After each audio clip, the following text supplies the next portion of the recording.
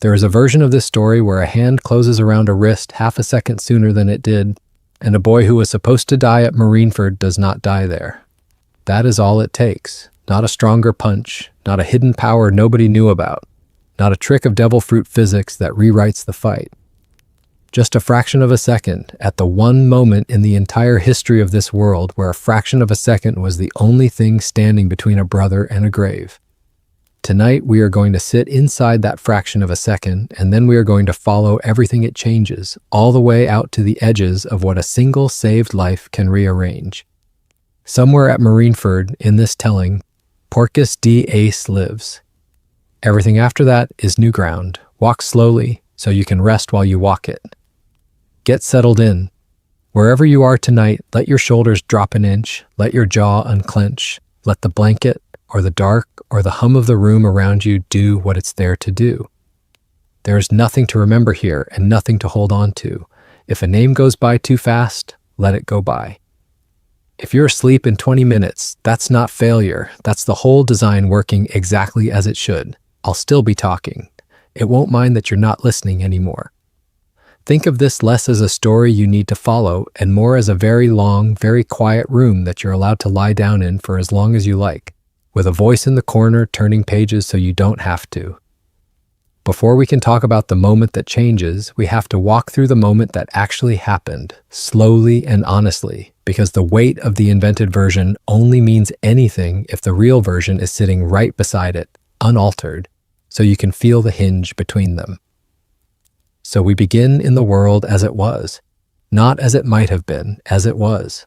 Portgas D Ace was born on a boat at sea to a woman named Portgas D Rouge, who carried him for 20 months past the day he should have arrived, refusing to let him be born until the one man hunting him, the world government, terrified of what his blood might grow into, could not take him from her by killing her first. His father was Gold D. Roger, the pirate king, a man executed before Ace ever drew breath, a man who died laughing, a man whose last words split the world in half and sent every dreamer with a boat and a flag chasing an ocean he'd already crossed. Rouge died delivering him. Ace was raised in the end not by a parent but by circumstance, by a rough, drinking, warm-hearted woman named Curly Dadden in the mountains of Dawn Island, alongside two other boys who were not his blood and became his family anyway.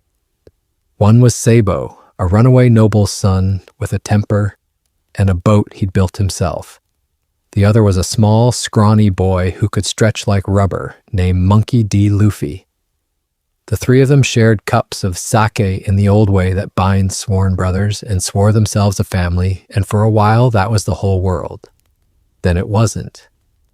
Sabo, trying to leave the island the way he'd always dreamed of leaving it, was struck down by a celestial dragon ship in the harbor. A casual, contemptuous act of violence from a class of people who could do that and answer to no one. And the boy both brothers loved was, as far as either of them would ever know for years afterward, dead. Ace carried that. He carried the particular, specific grief of a boy who watched the sea take somebody before either of them was old enough to understand what the sea was for. He went to sea himself in time, the way you'd expect, and ate a devil fruit along the way. The Mera Mera no Mi, the flame fruit, which turned his whole body into living fire he could summon, shape, and become. He built a name for himself as Fire Fist Ace, captain of the Spade Pirates, and eventually did the thing that every son of a legend either does or spends his whole life trying not to do. He found the biggest, oldest, most dangerous man on the sea, a man who was less a pirate at that point than a weather system with a beard, and he set out to kill him. Whitebeard, Edward Newgate, shrugged off attack after attack, dozens upon dozens of them, the way a mountain shrugs off weather, and somewhere in all that futile defiance took a liking to the furious boy throwing himself at it, until what had begun as a hunt had quietly turned into belonging, and Ace found himself aboard and rose fast, and became the 2nd Division commander of the strongest crew on the ocean, under a man everyone on that ship, eventually including Ace, simply called Father. It should have stayed there. It didn't, because Ace went hunting a man named Marshall D. Teach, a low-ranking member of his own division, a man everyone underestimated, a man who had murdered a friend of Ace's, another commander named Thatch, in order to steal the devil fruit Thatch had just found. Ace went after him alone out of grief and fury more than strategy and found him and lost. Teach. Who would take the name Blackbeard and who by then had already eaten one devil fruit of his own, the Yami Yami no Mi, a fruit that lets its user become and command literal darkness, handed Ace over to the Marines like a trophy. It was the single move that put everything else in motion. The world government did not want Ace dead quietly. They wanted him executed loudly, publicly at their own headquarters, in full view of the world, because Ace was Gul D. Rogers' son, and the government had spent 2 decades trying to prove that the son of the Pirate King could be caged, humiliated, and killed on schedule like anyone else.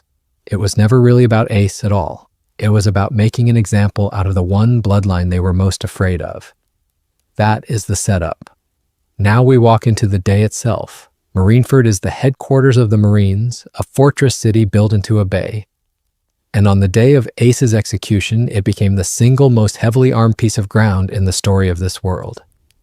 The government did not do things by half measures when they were frightened, and they were profoundly frightened. Fleet Admiral Sengoku commanded the full weight of the Marines from the execution platform itself. Beneath him stood the 3 admirals, each one a small apocalypse in human form. Kizaru, who moved and struck at the speed of light, and treated the coming war with the bored amusement of a man who had never once needed to try hard. Aokiji, who could freeze an ocean solid and had a strange, unreadable gentleness underneath the ice. The kind of gentleness that made him more unsettling, not less. And a Kainu who could become and command magma itself, and who believed with the total, humorless certainty of a zealot that justice meant whatever kept the current order standing, whatever the cost, to whoever paid it. Behind them stood the warlords, pirates the government had leashed and let loose as attack dogs, men like Doflamingo, who fought with a smile that never touched anything underneath it. One place among the warlords, though, sat conspicuously empty. Jinbei, an old friend of Whitebeard's, a fishman who had accepted the government's leash years earlier for reasons of his own, had already refused the order to take part in this particular war, and had already lost his title and his freedom for that refusal, sitting out the opening of the battle in a prison cell rather than raise a hand against a man he respected. He would not stay in that cell. But that is a piece of the story still gathering itself underneath the water, and we will come to it. Against all of that stood Whitebeard. Whitebeard did not sail to Marineford with an army because he needed one to win. Men whispered, not without reason, that he was the strongest man alive, that his devil fruit, the Gura Gura no Mi, let him shake the world itself apart if he chose to. He sailed with an army because Ace was his son in every sense that mattered except blood, and a father does not calculate odds when his child is on a scaffold. He brought his own crew, division after division, commanders like Marco the Phoenix, a man who could burn with blue flame and heal from nearly anything, and Jozu, built like a mountain and just as hard to move, and Vista, who fought with 2 swords and the manners of an old-world duelist even in the middle of a massacre. And Whitebeard brought allies too, other pirate crews who owed him, respected him, or simply hated the government more than they feared this fight. It was, by any honest accounting, the largest and most reckless single collision of pirates and Marines that the world had ever seen, staged deliberately by the government as theater. They wanted every pirate on every sea watching when Ace died. They wanted it to be a lesson. While all of that gathered above the water, something smaller and stranger was happening underneath it. Luffy, small, 17, utterly unqualified by any reasonable measure to involve himself in a war between admirals and an emperor, broke into Impel Down, the undersea prison built to hold the worst pirates alive, because it was the fastest way he could think of to reach his brother in time, and because reasonable measures had never once described how Luffy did anything. He went in alone and came out with what can only be called an accidental crew. Buggy the Clown, a man whose talent for self-preservation occasionally looked from a distance indistinguishable from bravery. Mr. 3, whose wax could imprison a body in an instant, used here instead to smuggle people past guards. Emporio Ivankov, a Revolutionary Army commander who could alter hormones and physiology with a touch, who had, deep in that same prison, already dragged Luffy himself back from a poison that should have killed him, spending years of the boy's own lifespan to do it. Inazuma, quieter, steel-bladed, exactly as dangerous as the room needed him to be. Jinbei, the fishman freed from his cell in the chaos, choosing now to sail straight toward the very war he had been imprisoned for refusing to fight. And trailing behind all of them with his own unreadable agenda, Crocodile, a former warlord with a hook for a hand, and a grudge against the government that made him for this one day only useful to have on Luffy's side rather than against him. And they got out of that prison at all only because one of their number stayed behind to make it possible. Bon Clay, Mr. Two, and Okama with a face-changing power and a heart far too big for the absurd persona he wore over it, who took the head warden's own face and held the prison's great gate of justice open just long enough for the others to escape by sea, then let it close with himself still inside. He never reached Marineford, he never needed to. Buying the others their way out was the whole of what he had come to do. Every one of those people had their own reason for climbing out of the deepest prison in the world and sailing straight into the middle of a war. None of those reasons were Luffy's reason. Luffy's reason was one sentence long, and he never bothered explaining it to anyone because it didn't need explaining. His brother was going to be killed in front of everyone, and Luffy intended to be standing in front of him when it happened instead. That is the shape of the battlefield before a single blow lands. An empire's entire visible strength on one side of the bay. A dying of old age emperor of the sea and everyone who loved him on the other. And underneath all of it, cutting toward the middle with no plan beyond arrival, the boy the whole war was actually secretly about to be decided by, not because he was the strongest person there, he wasn't, not close, but because everyone else on that battlefield on both sides was there for Ace. Luffy was there for Ace too. He was just the only one dumb enough or loving enough to think that meant he had to be the one standing closest when it mattered. The battle, when it actually began, did not stay in any one shape for long. Sengoku ordered the execution moved up, hoping to end things before Whitebeard's forces could fully engage. And for a moment it looked as though the entire war might be decided in the first 5 minutes. Before Ace even reached the platform's edge, it wasn't.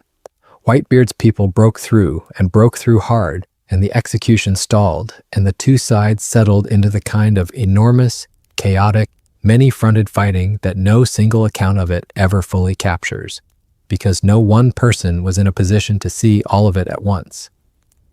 Jinbei, freed from his cell and arrived with Luffy's ragtag group, threw himself into the fighting on Whitebeard's side without a moment's hesitation. The same refusal to raise a hand against the old man that had already cost him his title now turned, on this battlefield, into a refusal to let Luffy fall, staying close to the boy through the worst of it in a way that would matter more than almost anything else before the day was done. Whitebeard himself did not fight like a man trying to win a war. He fought like a man trying to buy time, methodically, terrifyingly, using the Gura Gura no Mi to crack the ground, and the air itself, each strike a small earthquake, each strike a reminder to everyone on that battlefield of exactly why people called him the strongest man alive and meant it literally. And then Squard happened. Squard had once sailed under Whitebeard's flag in the way so many captains eventually did, as a subordinate crew loosely bound to the greater one.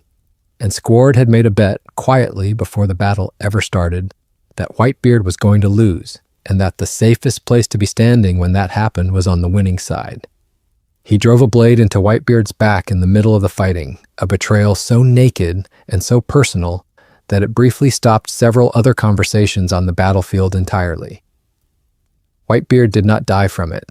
Not close, not even staggered for long, and when Squard, sobbing, furious at himself, unable to explain even to himself why he'd done something he clearly regretted the instant the blade left his hand, demanded to know why Whitebeard hadn't so much as flinched, Whitebeard's answer was simple and devastating. It didn't hurt, not really, not compared to the fact that one of his own sons had felt the need to do it. He forgave him. On the same battlefield where he was killing Marines by the dozen, Whitebeard forgave the man who'd just stabbed him because that was also somehow exactly who Whitebeard was.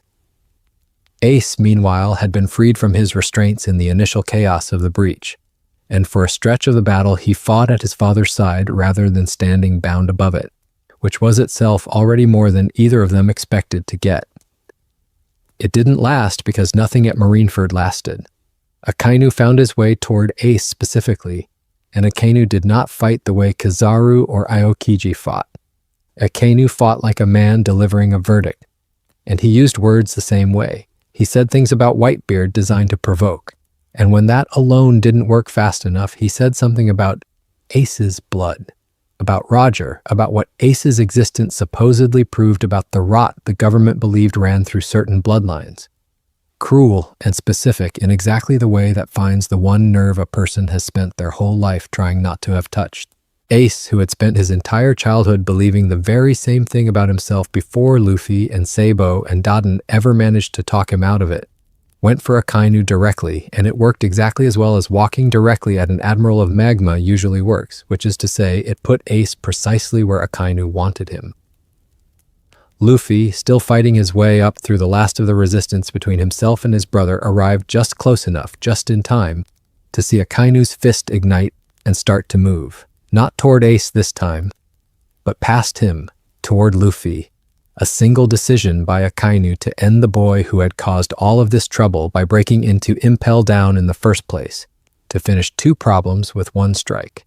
And this is the exact instant everything in this telling begins to bend away from what actually happened.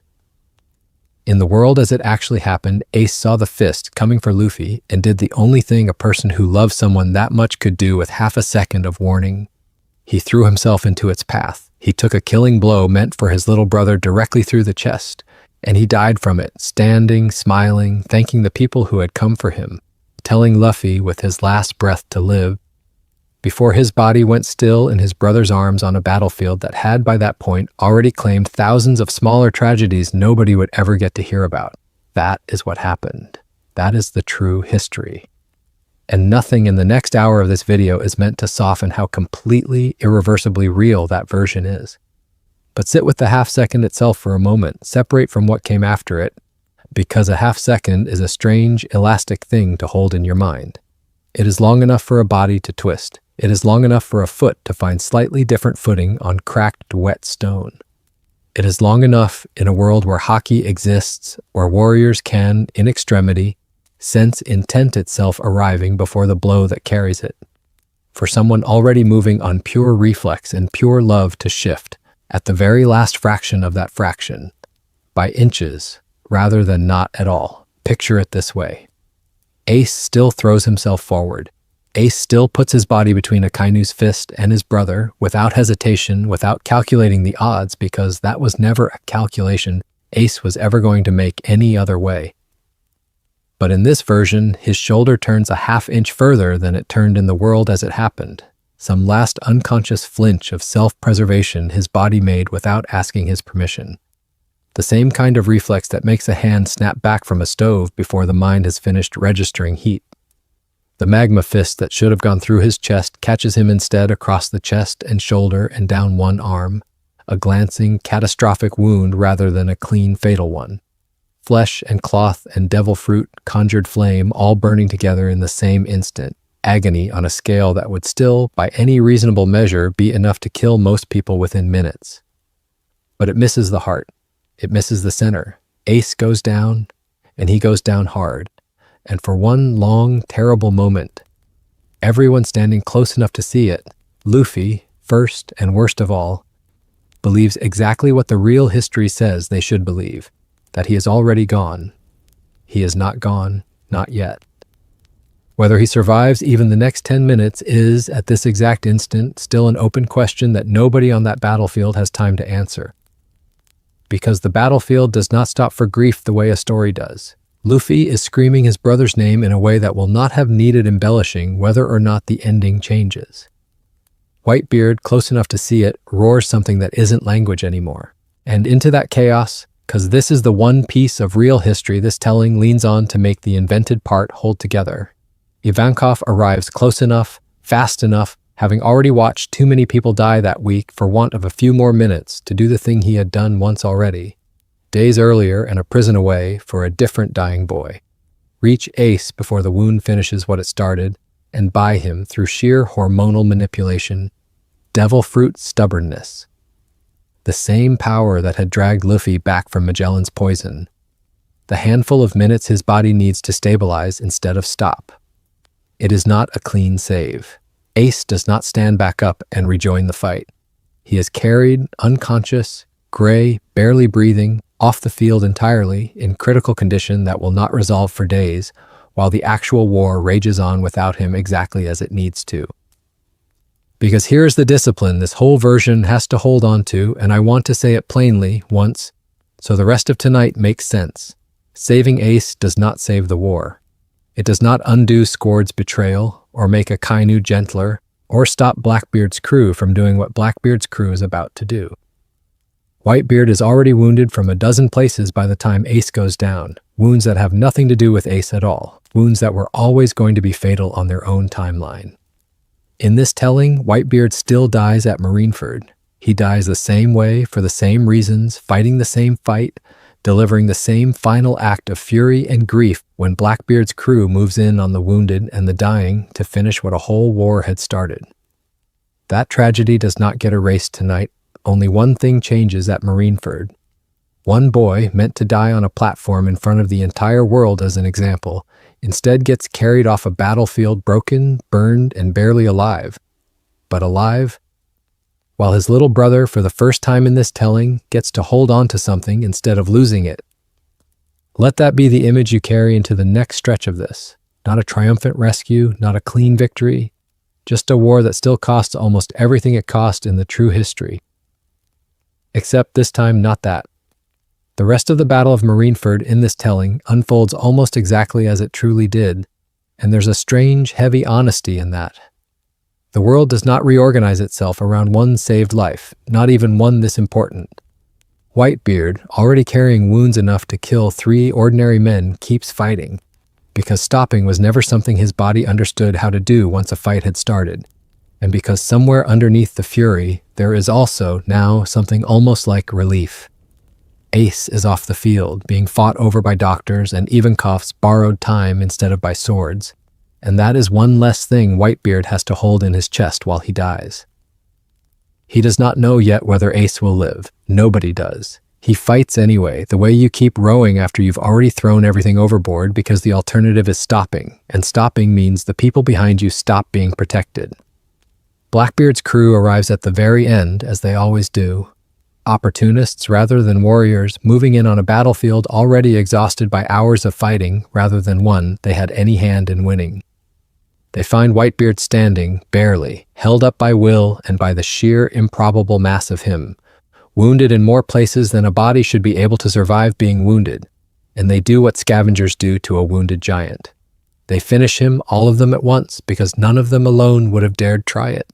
Teach delivers the last blow himself, and takes, in the same motion, the thing he actually came for. Whitebeard's devil fruit. The Gura Gura no Mi, passing from one body to another in the strange, half-understood way devil fruits do when their bearer dies, so that a man who already carried the power of darkness itself now also carries the power to shake the world apart.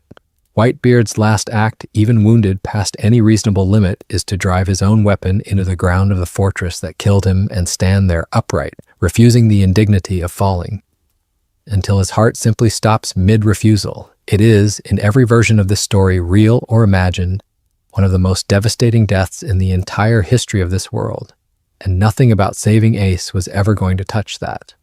Sengoku, in the aftermath, makes the announcement that ends the war on the government's terms rather than anyone else's.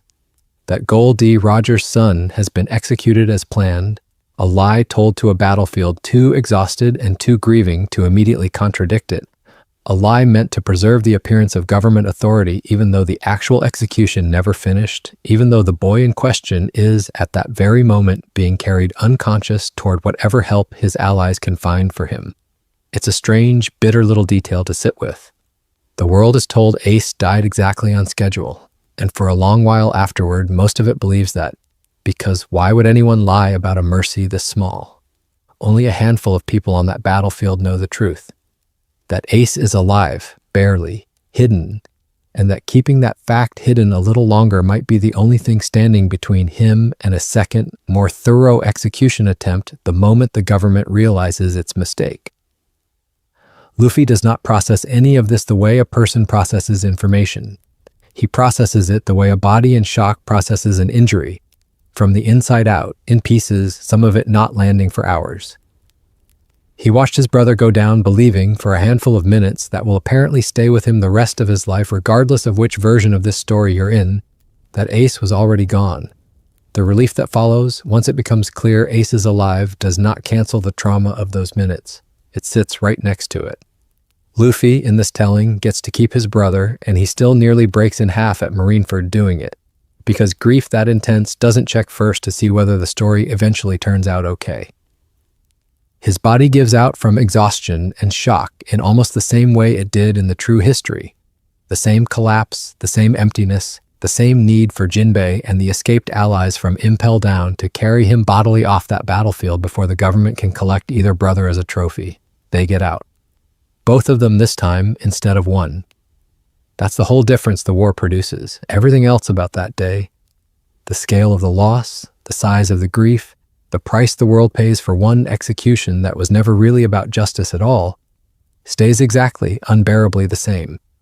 Whitebeard himself deserves one more visit before we move on to gentler material, and his final minutes in particular deserve to be sat with a little more slowly than we managed earlier, because nothing in this whole invented history changes a single word of what actually happened to him, and that unchanged, devastating truth deserves more than a passing mention on our way to gentler material.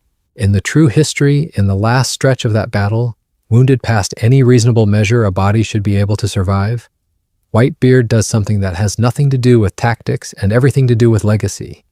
He speaks to the entire assembled world, marine and pirate alike, and confirms publicly, for the first time from someone whose word the world has no real reason to doubt, that the one piece, the treasure Roger supposedly left somewhere at the end of the Grand Line, the treasure the entire era of piracy has been chasing on nothing but a dying man's laugh, is real.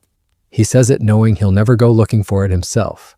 He says it as a dying gift to every reckless dreamer on every sea who needed to hear, from someone credible, that the thing they were risking everything for actually exists. It's one of the largest, most consequential single sentences in the entire history of this world, delivered by a man who has nothing left to gain from saying it, and says it anyway because that's the kind of captain he always was. Someone who spent his whole enormous life making sure the people who mattered to him got something real to hold on to, even in his very last moments of having anything left to give. Nothing about Ace's survival touches that scene. Whitebeard doesn't know, in his final minutes, whether the boy he calls son is alive or dead. The information hasn't reached him yet, hasn't reached almost anyone yet, and there's something worth sitting with in that too. The man whose grief and fury over Ace's apparent death fuels the entire final stretch of his own life's last battle never actually gets to learn before he dies that the grief might not have been necessary after all. He dies believing he lost his son completely. The same as he does in the true history, fighting with everything left in his enormous failing body, because he believes there's nothing left to protect except the people still standing, having already lost the one thing he came to, that battlefield specifically to save. That's a genuinely hard thing to let stand, and this telling isn't interested in softening it for the sake of a tidier emotional arc. It would be easy, tempting even, to invent some detail where word reaches Whitebeard in his very last moment, some small mercy where he gets to die knowing Ace survived. And this account is choosing, deliberately, not to do that, because it would cheapen exactly the thing that makes his real death so enormous in the first place. Whitebeard's grief for Ace in the true history is total and uncomplicated by any later good news, and preserving that totality here, even while changing what actually happens to Ace afterward, is part of the discipline this whole exercise has tried to hold on to from the very beginning. Some sacrifices don't get to know their own final value. Whitebeard gives everything he has left, believing he's failed at the one thing he came to do and dies anyway standing, refusing to fall, delivering a gift to the entire world on his way out that has nothing to do with whether his own personal loss turned out, later, to be slightly less total than he believed it to be in his final minutes. If there's a mercy in that arrangement at all, it belongs to the people who survive him rather than to Whitebeard himself, to Marco, to Ace, to everyone who gets to carry forward the knowledge, unavailable to Whitebeard in his last moments, that at least one piece of what he was fighting so hard to protect actually made it out alive. It's a strange kind of asymmetry to sit with, the idea that the people left behind sometimes get given knowledge the dying themselves never receive, comfort that arrives one crucial moment too late to reach the person who needed it most, and instead settles, imperfectly, onto the shoulders of everyone still standing in the wreckage. That's not a clean resolution. It's not supposed to be. It's just the honest shape of what this one imagined mercy actually cost, and who actually got to keep it. One more figure belongs in this account before we start winding back down towards sleep, because he was there for the very end of it in both versions of this story, and his presence changes how the whole war gets remembered afterward, regardless of which telling you're standing inside.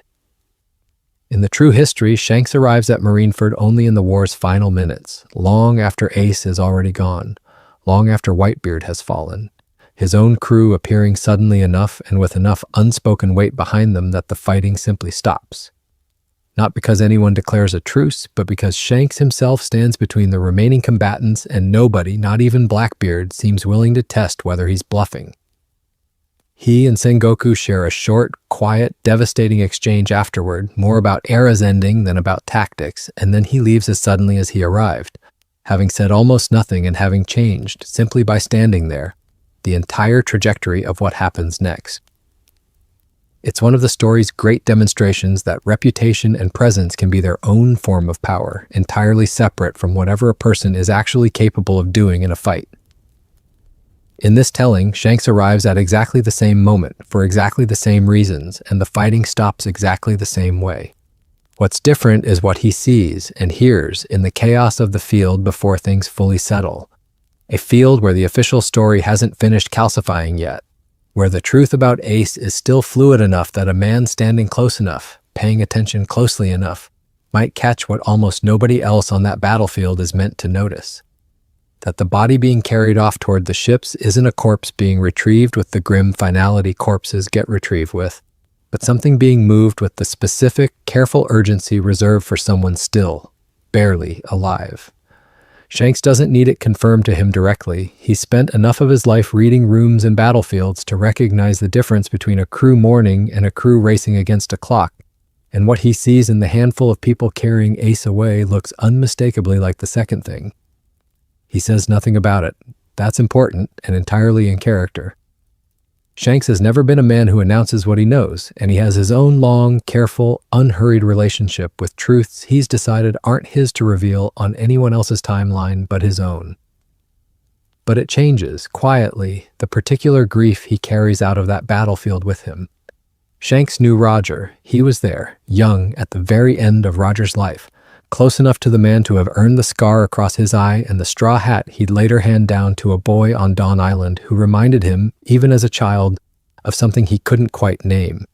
Ace was the last living piece of that era walking around in the world, Roger's blood made flesh, and watching that piece nearly get extinguished at Marineford would have cost Shanks something real regardless of the outcome. Discovering in the smoke and the wreckage that it might not be extinguished after all, that the era isn't quite as finished as Sengoku's coming announcement is about to claim, gives him something he carries quietly for a long while afterward. Not relief exactly, because nothing about that battlefield earns anything as simple as relief, but something adjacent to it, a small, private loosening in a grief that would otherwise have settled in whole. Remember, too, that Shanks has his own complicated, patient relationship with Luffy. The boy he gave his hat to, the boy whose arm he couldn't save from a Sea King years earlier, and has carried his own quiet guilt about ever since. The boy he's been watching from a careful distance for his entire life without ever quite explaining why he cares as much as he clearly does. A man who watches that carefully, that patiently, notices when the story shifts in ways almost nobody else is positioned to notice, and simply chooses, for reasons of his own, when and whether to let anyone else in on what he's seen. He doesn't rush to tell Luffy, he doesn't need to. Some kinds of hope are better left to arrive on their own schedule, through the people closest to them, rather than delivered secondhand by a man who has spent his whole life understanding that the biggest gifts are usually the quiet ones, given at exactly the moment they're needed and not a moment before. Two more figures from that battlefield deserve a few unhurried minutes before we let the whole story rest, because both of them gave something enormous that day, in the true history exactly as much as in this one. And neither change of fate this telling has walked through does anything at all to lessen what that cost them. Jinbei's refusal is worth sitting with slowly because it's easy to describe quickly and lose what actually makes it remarkable. He held the rank of warlord, one of only 7 pirates the government had ever agreed to license and protect in exchange for loyalty on demand. a position that came with real safety, real resources, real standing in a world that otherwise hunted people like him without mercy.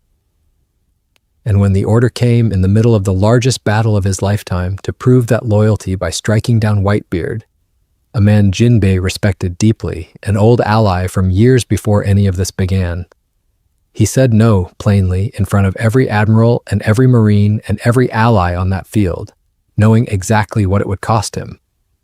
It cost him everything the title had ever protected. He became, in the space of a single sentence, exactly as hunted as any other pirate on that battlefield, stripped of rank on the spot, with nothing waiting for him afterward but the same dangerous, uncertain future everyone without a government license has to live inside. Nothing about Ace's survival changes a single detail of that decision, and it shouldn't.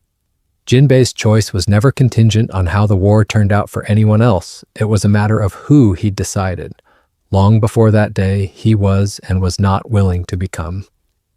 What this telling does let you notice, though, is the specific shape of what Jinbei carries away from that battlefield afterward, in a version where at least one more piece of it turned out less badly than it might have. He loses his title, his safety, his standing, all for a cause that, in the true history, ends in nearly total loss regardless. Whitebeard dead, Ace dead, a war that by any cold accounting looks like a total defeat for the side Jinbei chose. In this telling, that same total sacrifice still happens, the same cost still gets paid in full, but it buys this time at least one thing back.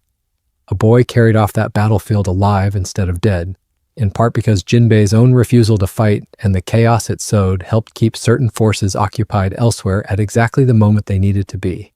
It doesn't make Jinbei's sacrifice easier. It just means that when he eventually, years later, decides for reasons entirely his own to join a young captain's crew and become a straw hat, he carries a slightly lighter version of the specific grief that day left him with. Not less loss, but one fewer name on the list of things that went as badly as they possibly could have. Bon Clay's part in all of this is smaller in scale, and in its own way even harder to sit with, because his sacrifice was never really about the war at all. It was about one specific boy and one specific promise Bon Clay made to himself the moment he decided Luffy's friendship was worth more to him than his own survival. He stayed behind at the Great Gate of Justice deep in Impel Down, wearing the stolen face of the head warden himself, holding the prison's vast doors open by sheer bluff and will so that Luffy and everyone with him could flee by sea toward Marineford, and then let those doors close with himself still trapped inside, on the wrong side of the only way out, buying the whole escape with his own freedom and telling no one, least of all Luffy, what it was going to cost him, because Bon Clay had decided somewhere in his own heart that Luffy needed to keep moving forward more than he needed to know the truth about what that forward momentum was costing someone else. Nothing about this telling changes what Bon Clay gave that day either, and it shouldn't. His sacrifice, like Jinbei's, was never a bet on the outcome. It was simply who he already was, decided long before the battle started. What changes quietly is what that sacrifice ends up having purchased. In the true history, Bon Clay's enormous cost helps buy Luffy just enough time to reach a brother who dies anyway, a fact that makes his sacrifice no less real or no less loving, but does mean it exists alongside an ending that couldn't fully honor what it bought. In this telling, that same gate, that same cost, that same refusal to let Luffy know how bad it was, all of it still happens exactly the same way, and the escape it bought still delivers Luffy to Marineford at the same moment, except this time that arrival helps buy just enough extra time for a shoulder to turn a half-inch further than it otherwise might have. Bon Clay never finds out the full weight of what his minutes were actually worth. He doesn't need to. That was never why he gave them.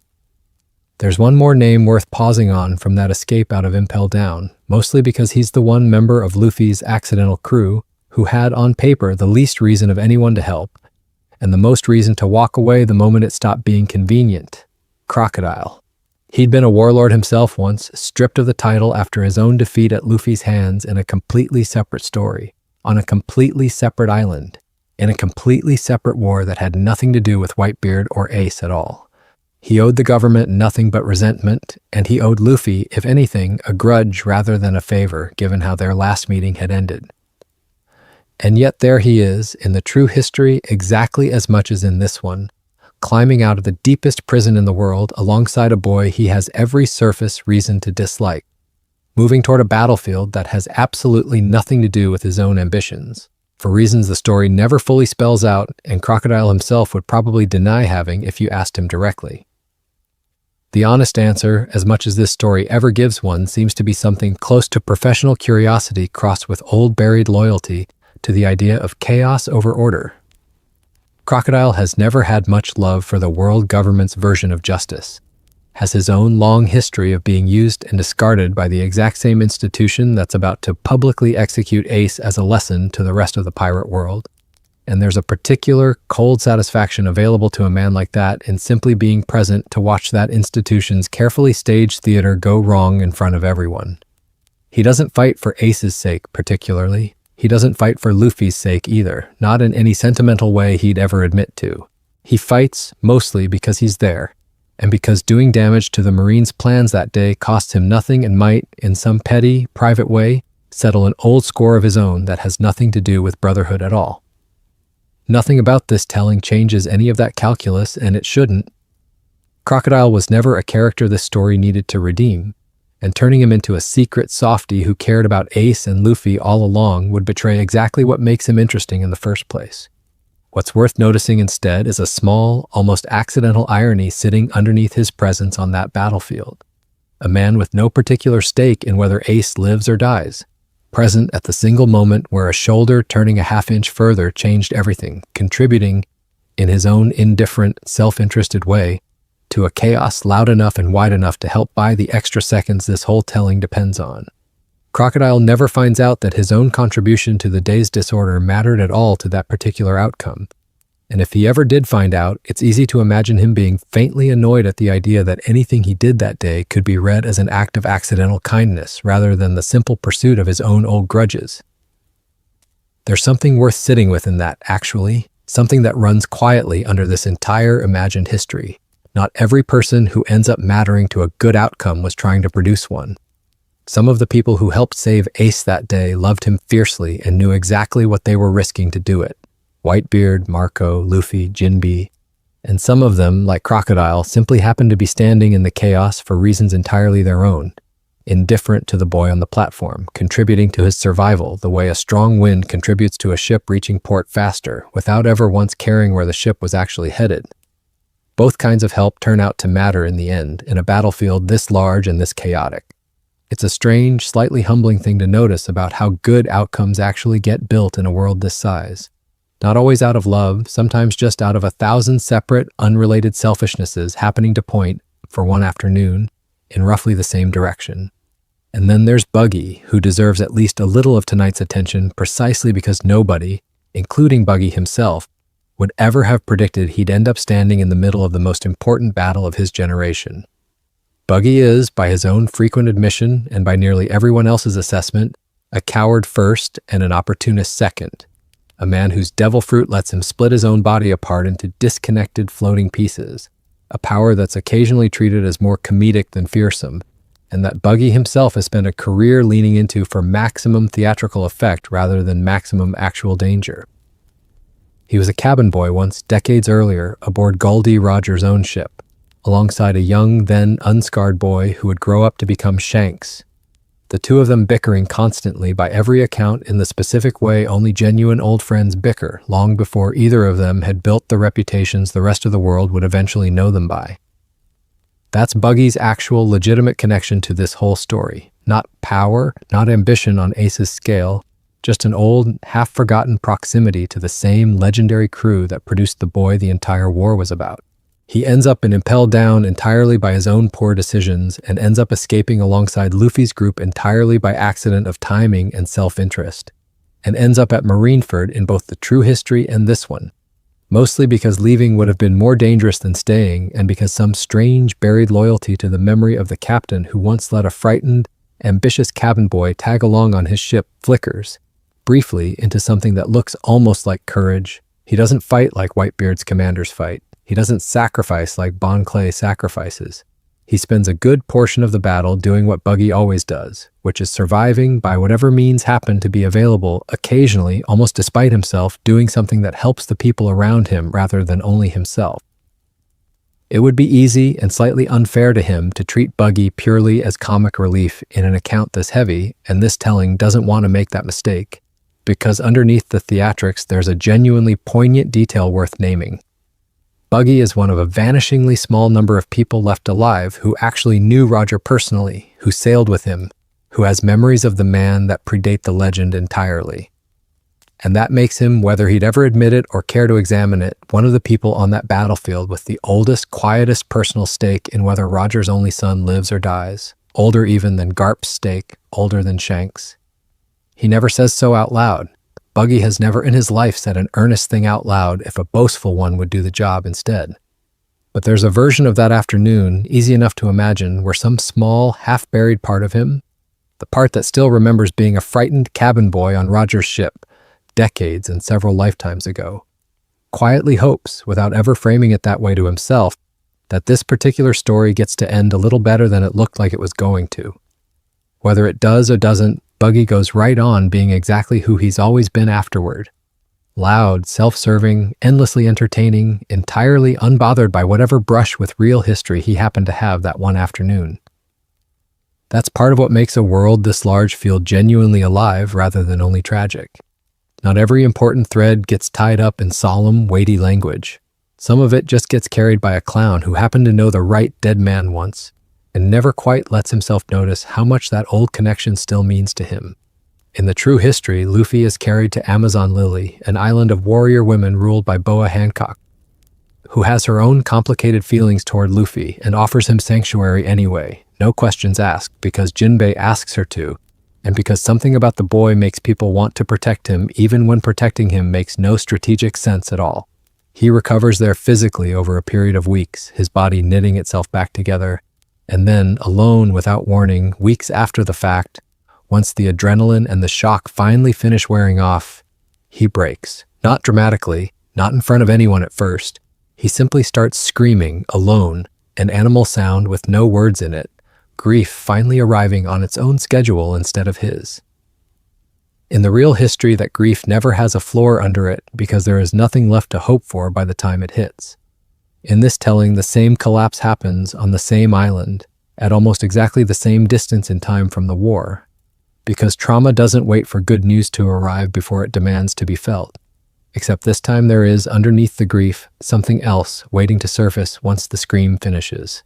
Word, carried by Jinbei, gently, carefully, that Ace is alive. It doesn't fix anything instantly. That's worth sitting with because it would be easy, tempting, to imagine Luffy simply switching from devastation to joy the moment he hears it. And that isn't how a body that's already been broken open actually works. Relief arrives more like a second wave hitting the same wound. Luffy cries just as hard learning his brother lived as he did believing his brother had died, because both truths are, in their own way, almost too large to hold at once. The fact that Ace was that close to gone, and the fact that he isn't gone, sitting right next to each other with no clean seam between them. Hancock, watching a boy she's already decided she loves fall apart twice in 1 week for two opposite reasons, does the only thing there is to do, which is stay in the room and let him. Ace's own recovery happens somewhere else entirely, and for a long stretch neither brother knows exactly where the other one is, which is its own quiet cruelty even inside a happier version of this story. Ivankov, who bought Ace those first critical minutes on the battlefield, does not take him anywhere near a hospital or an ally's open territory, because the government's official story is that Ace is dead, and keeping that lie standing is, for now, the only shield either of them has. Instead, Ivankov carries him to the Kamabaka Queendom, the Revolutionary Army's hidden home on Momoero Island, a place built entirely around the idea that a person can be remade into something sturdier than what they walked in as, which this time is meant almost literally. Ace spends weeks there in a body that barely resembles the one that walked onto that execution platform, burn scarring across his chest and shoulder and down one arm in patterns that will never fully fade, a wound that reminds him every single morning for the rest of his life of exactly how close half a second came to costing his brother his own. The guilt gets there before the gratitude does, and it stays longer. Ace, once he's lucid enough to understand what actually happened, does not experience his own survival as good news. He experiences it as an unbearable arithmetic. Whitebeard, the man who called him son, is dead. Squard's betrayal, the wounds that were never Ace's fault and never Ace's to fix, took the one person on that battlefield who mattered most, Garcher, and Ace got to live. There is a particular ugly shape survivor's guilt takes when the person who lived was never supposed to, and Ace wears that shape for a long time, in silence, in a bed in a hidden kingdom, healing on the outside while something underneath refuses to.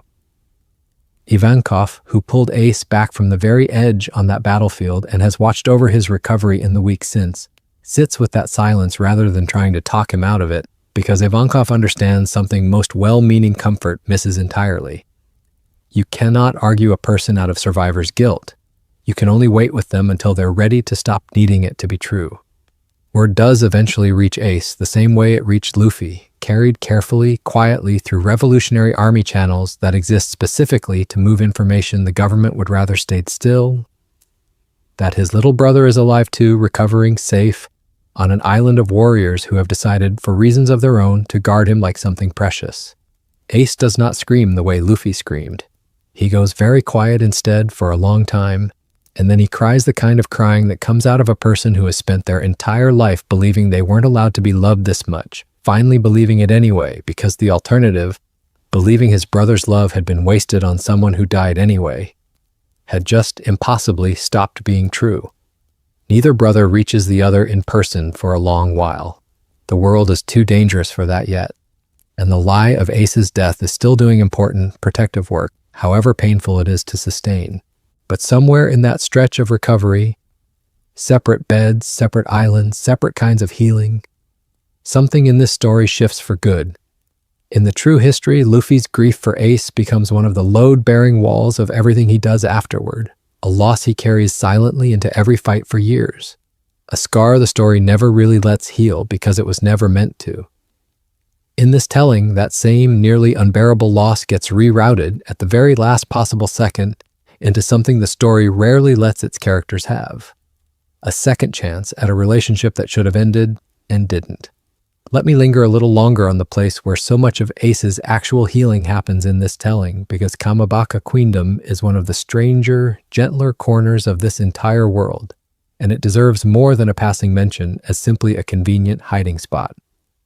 The Queendom sits on Momoro Island, ruled by Ivankov and the community of Okama, who've built a life there under the Revolutionary Army's protection, a place whose entire culture is organized, openly and without apology, around the idea that a person is allowed to become something other than what they were born looking like, or expected to be, or told they had to remain forever.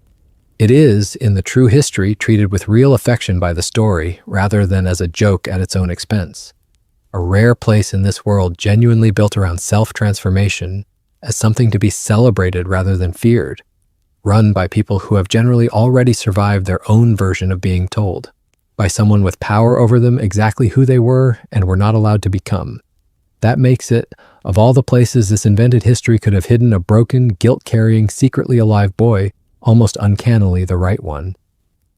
Ace spends those early recovering months surrounded by an entire community that has already, collectively, wrestled with the exact question eating at him from the inside. Whether a person gets to decide who they become, or whether the world's judgment of what they were born as gets the final word. And has already, collectively, decided the answer. Nobody in Kamabaka Queendom particularly cares that Ace was born the son of the man the world government feared most. Nobody there organizes their respect for him around his bloodline at all, one way or the other.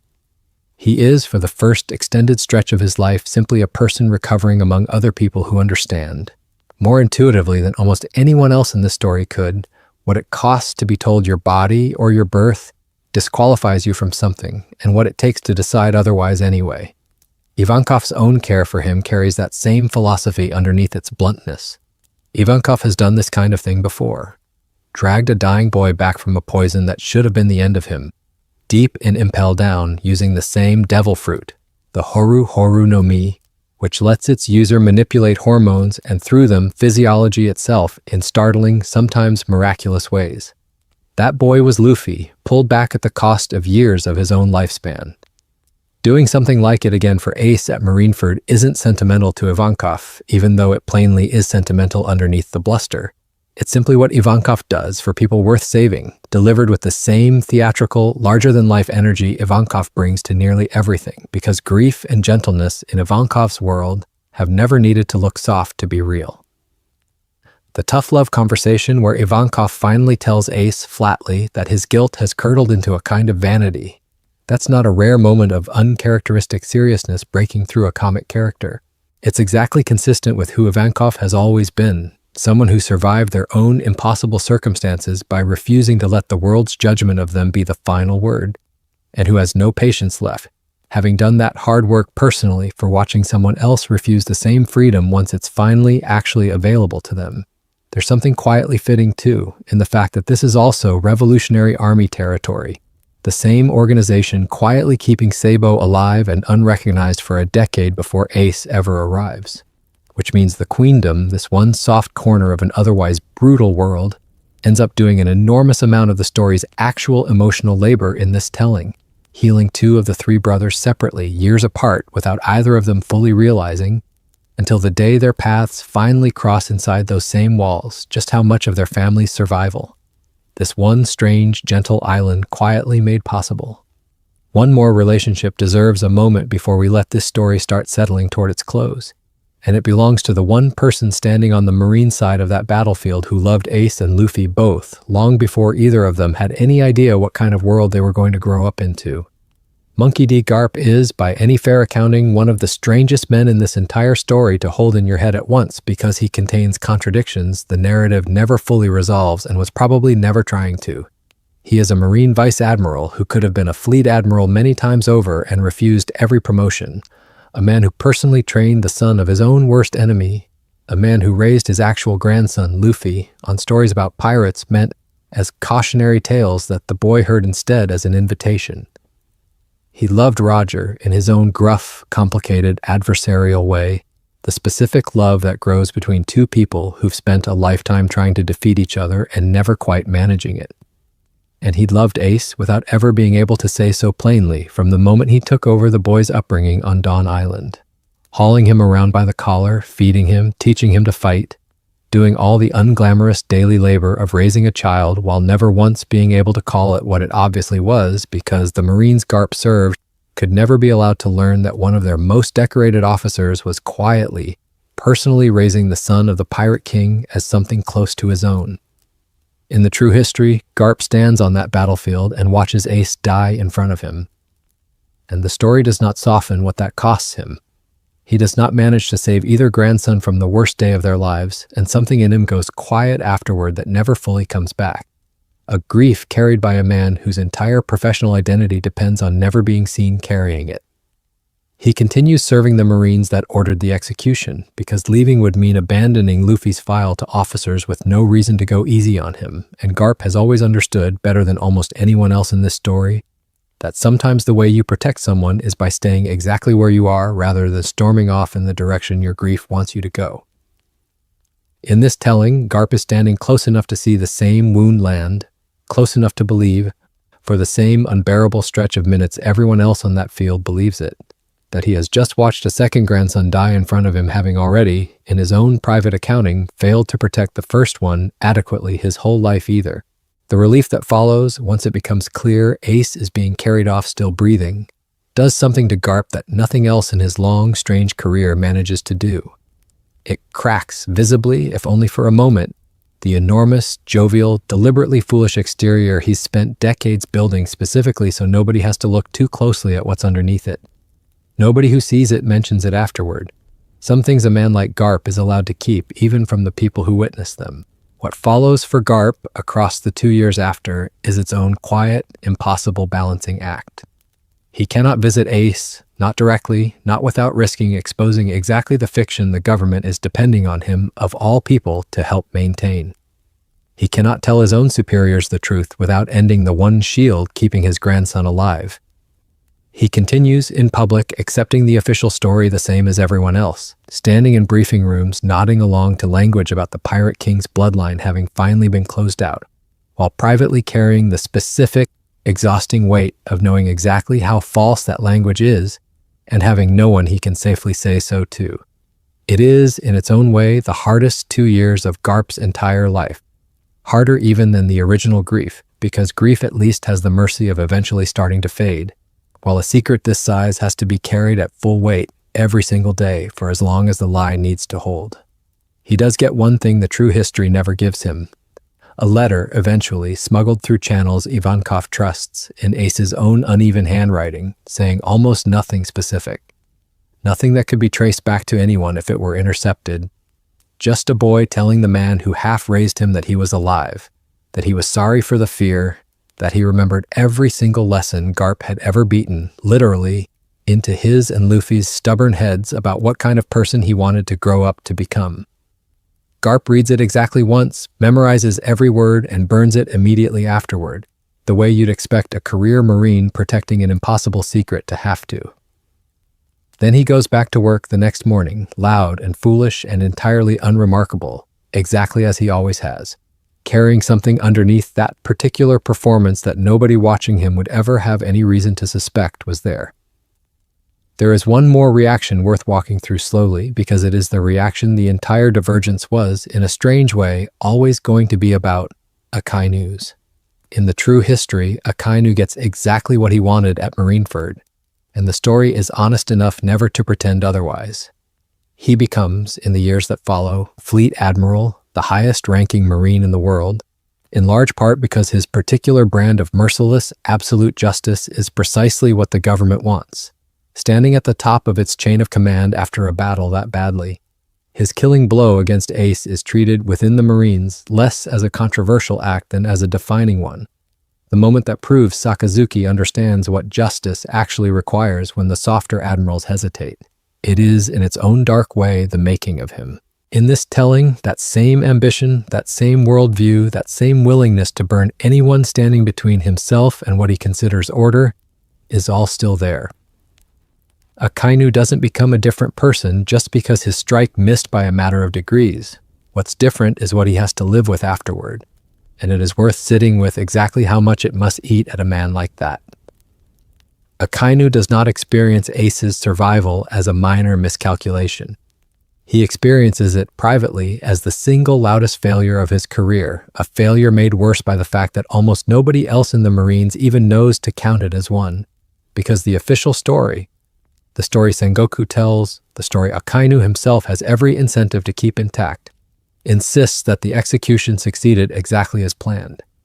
He has to stand in front of his own superiors and his own subordinates and accept credit for a killing blow that, if the rumors moving through the underworld are even half true, never actually finished its job.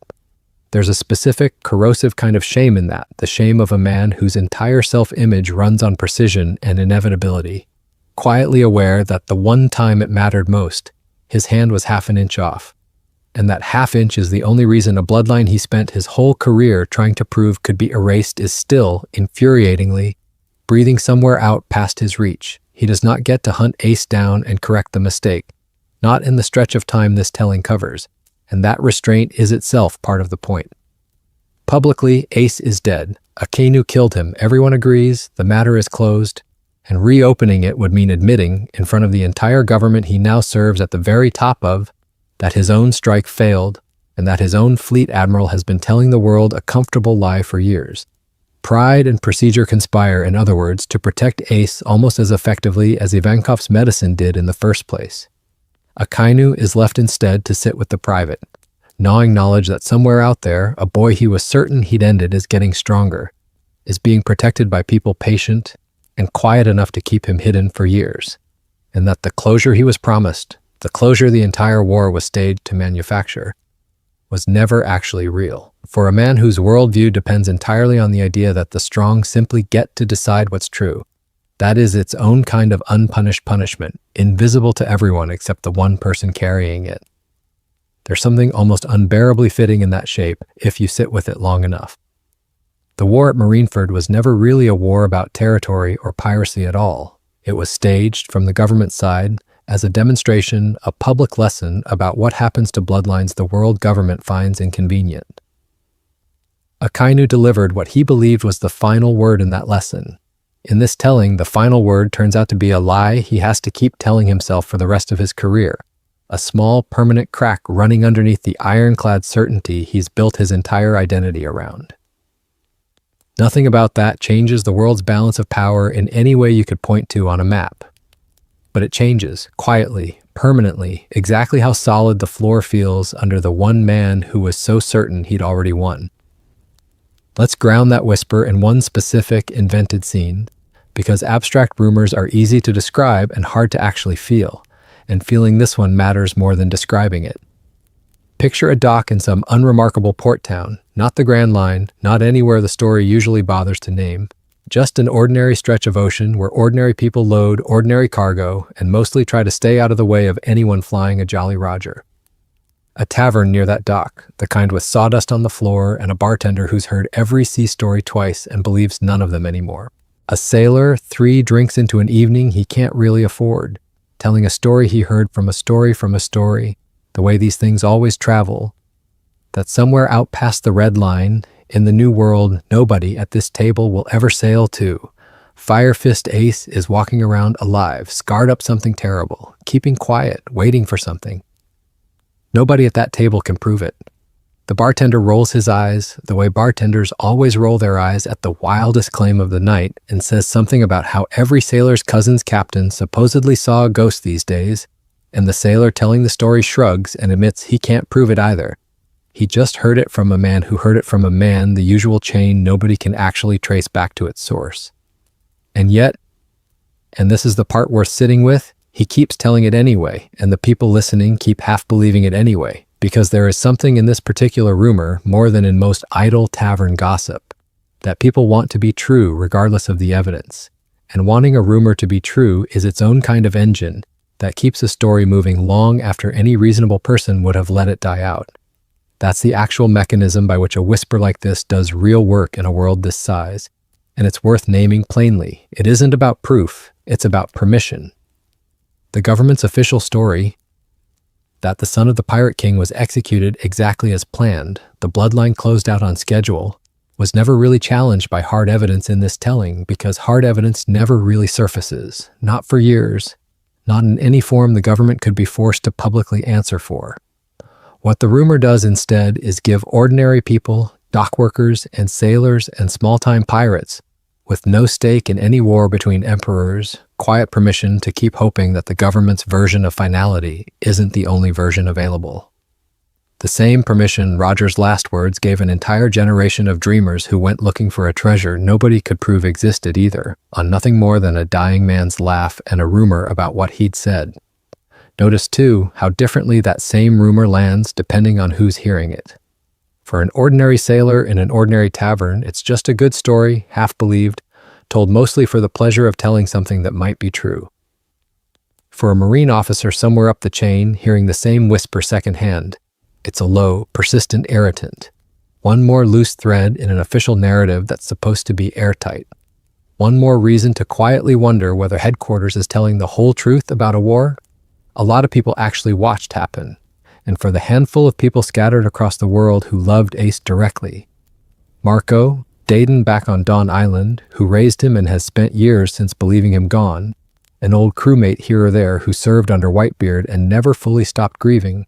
The same rumor, when it eventually finds them, does something else entirely. It turns a closed, finished grief back into an open, agonizing, wonderful question, and there is no version of receiving that kind of news. Secondhand, unconfirmed, from a stranger in a tavern or a coded letter passed hand to hand, that isn't its own small, overwhelming experience, regardless of how many months it takes afterward to get anything resembling real confirmation. That's the quiet, unglamorous machinery running underneath everything else this story has walked through tonight. Not admirals, not emperors, not devil fruits, just the slow, stubborn, uncontrollable way that hope, once it exists at all, tends to spread whether the people in power want it to or not. The 2 years that follow Marineford, in the true history, belong almost entirely to Luffy, and they follow a shape most longtime readers already know by heart. Rayleigh, the Pirate King's own former first mate, appears at Sabaody Archipelago at exactly the moment Luffy needs someone who's already survived being nobody's equal, and takes him to a savage, half-mythical island called Rusukaina to train him in secret for 2 full years, alone, away from his crew, away from everyone. so that when the group reunites, they will all have grown enough, separately, to survive the world waiting for them past the red line. That part of the story does not need reinventing here. Luffy still goes to Rusukaina. Rayleigh still finds him. The training still very nearly kills him more than once, the way training that actually works always threatens to. What's different in this telling is what's happening at the same time on the other side of the world to the brother he now knows is alive but still hasn't been allowed to see. Ace's 2 years do not look like Luffy's, and they were never going to, because Ace does not begin them from the same place. Luffy begins his 2 years grieving a loss that's already final, with nothing left to do but get strong enough that it never happens again to anyone else he loves. Ace begins his 2 years alive by an accident of half an inch, carrying a debt he doesn't know how to repay to a father figure who is no longer there to repay it to, and that changes the entire shape of what those 2 years are for. For the first several months, Ace does very little that looks like training at all. He heals, slowly, the burn scarring settling into something permanent across his chest and down one arm, a mark he will carry the rest of his life as the physical ledger of that half second. He mostly sits with Ivankov and with the wider Revolutionary Army machinery quietly operating around Kamabaka Queendom, doing the unglamorous, patient work of simply existing somewhere safe while the world outside believes him dead. It's during this stretch, hidden and healing, that Ace meets Monkey D. Dragon for the first time, the Revolutionary Army's leader, the man who years earlier had personally pulled Sabo's supposedly dead body from a wrecked ship, and quietly raised the boy back to health without either of Sabo's brothers ever learning he'd survived. The same man who happens to be Luffy's father, a fact Luffy himself barely knows and has never had reason to think about deeply. Ace, meeting him, does not get the tearful reunion a story like this might be tempted to write.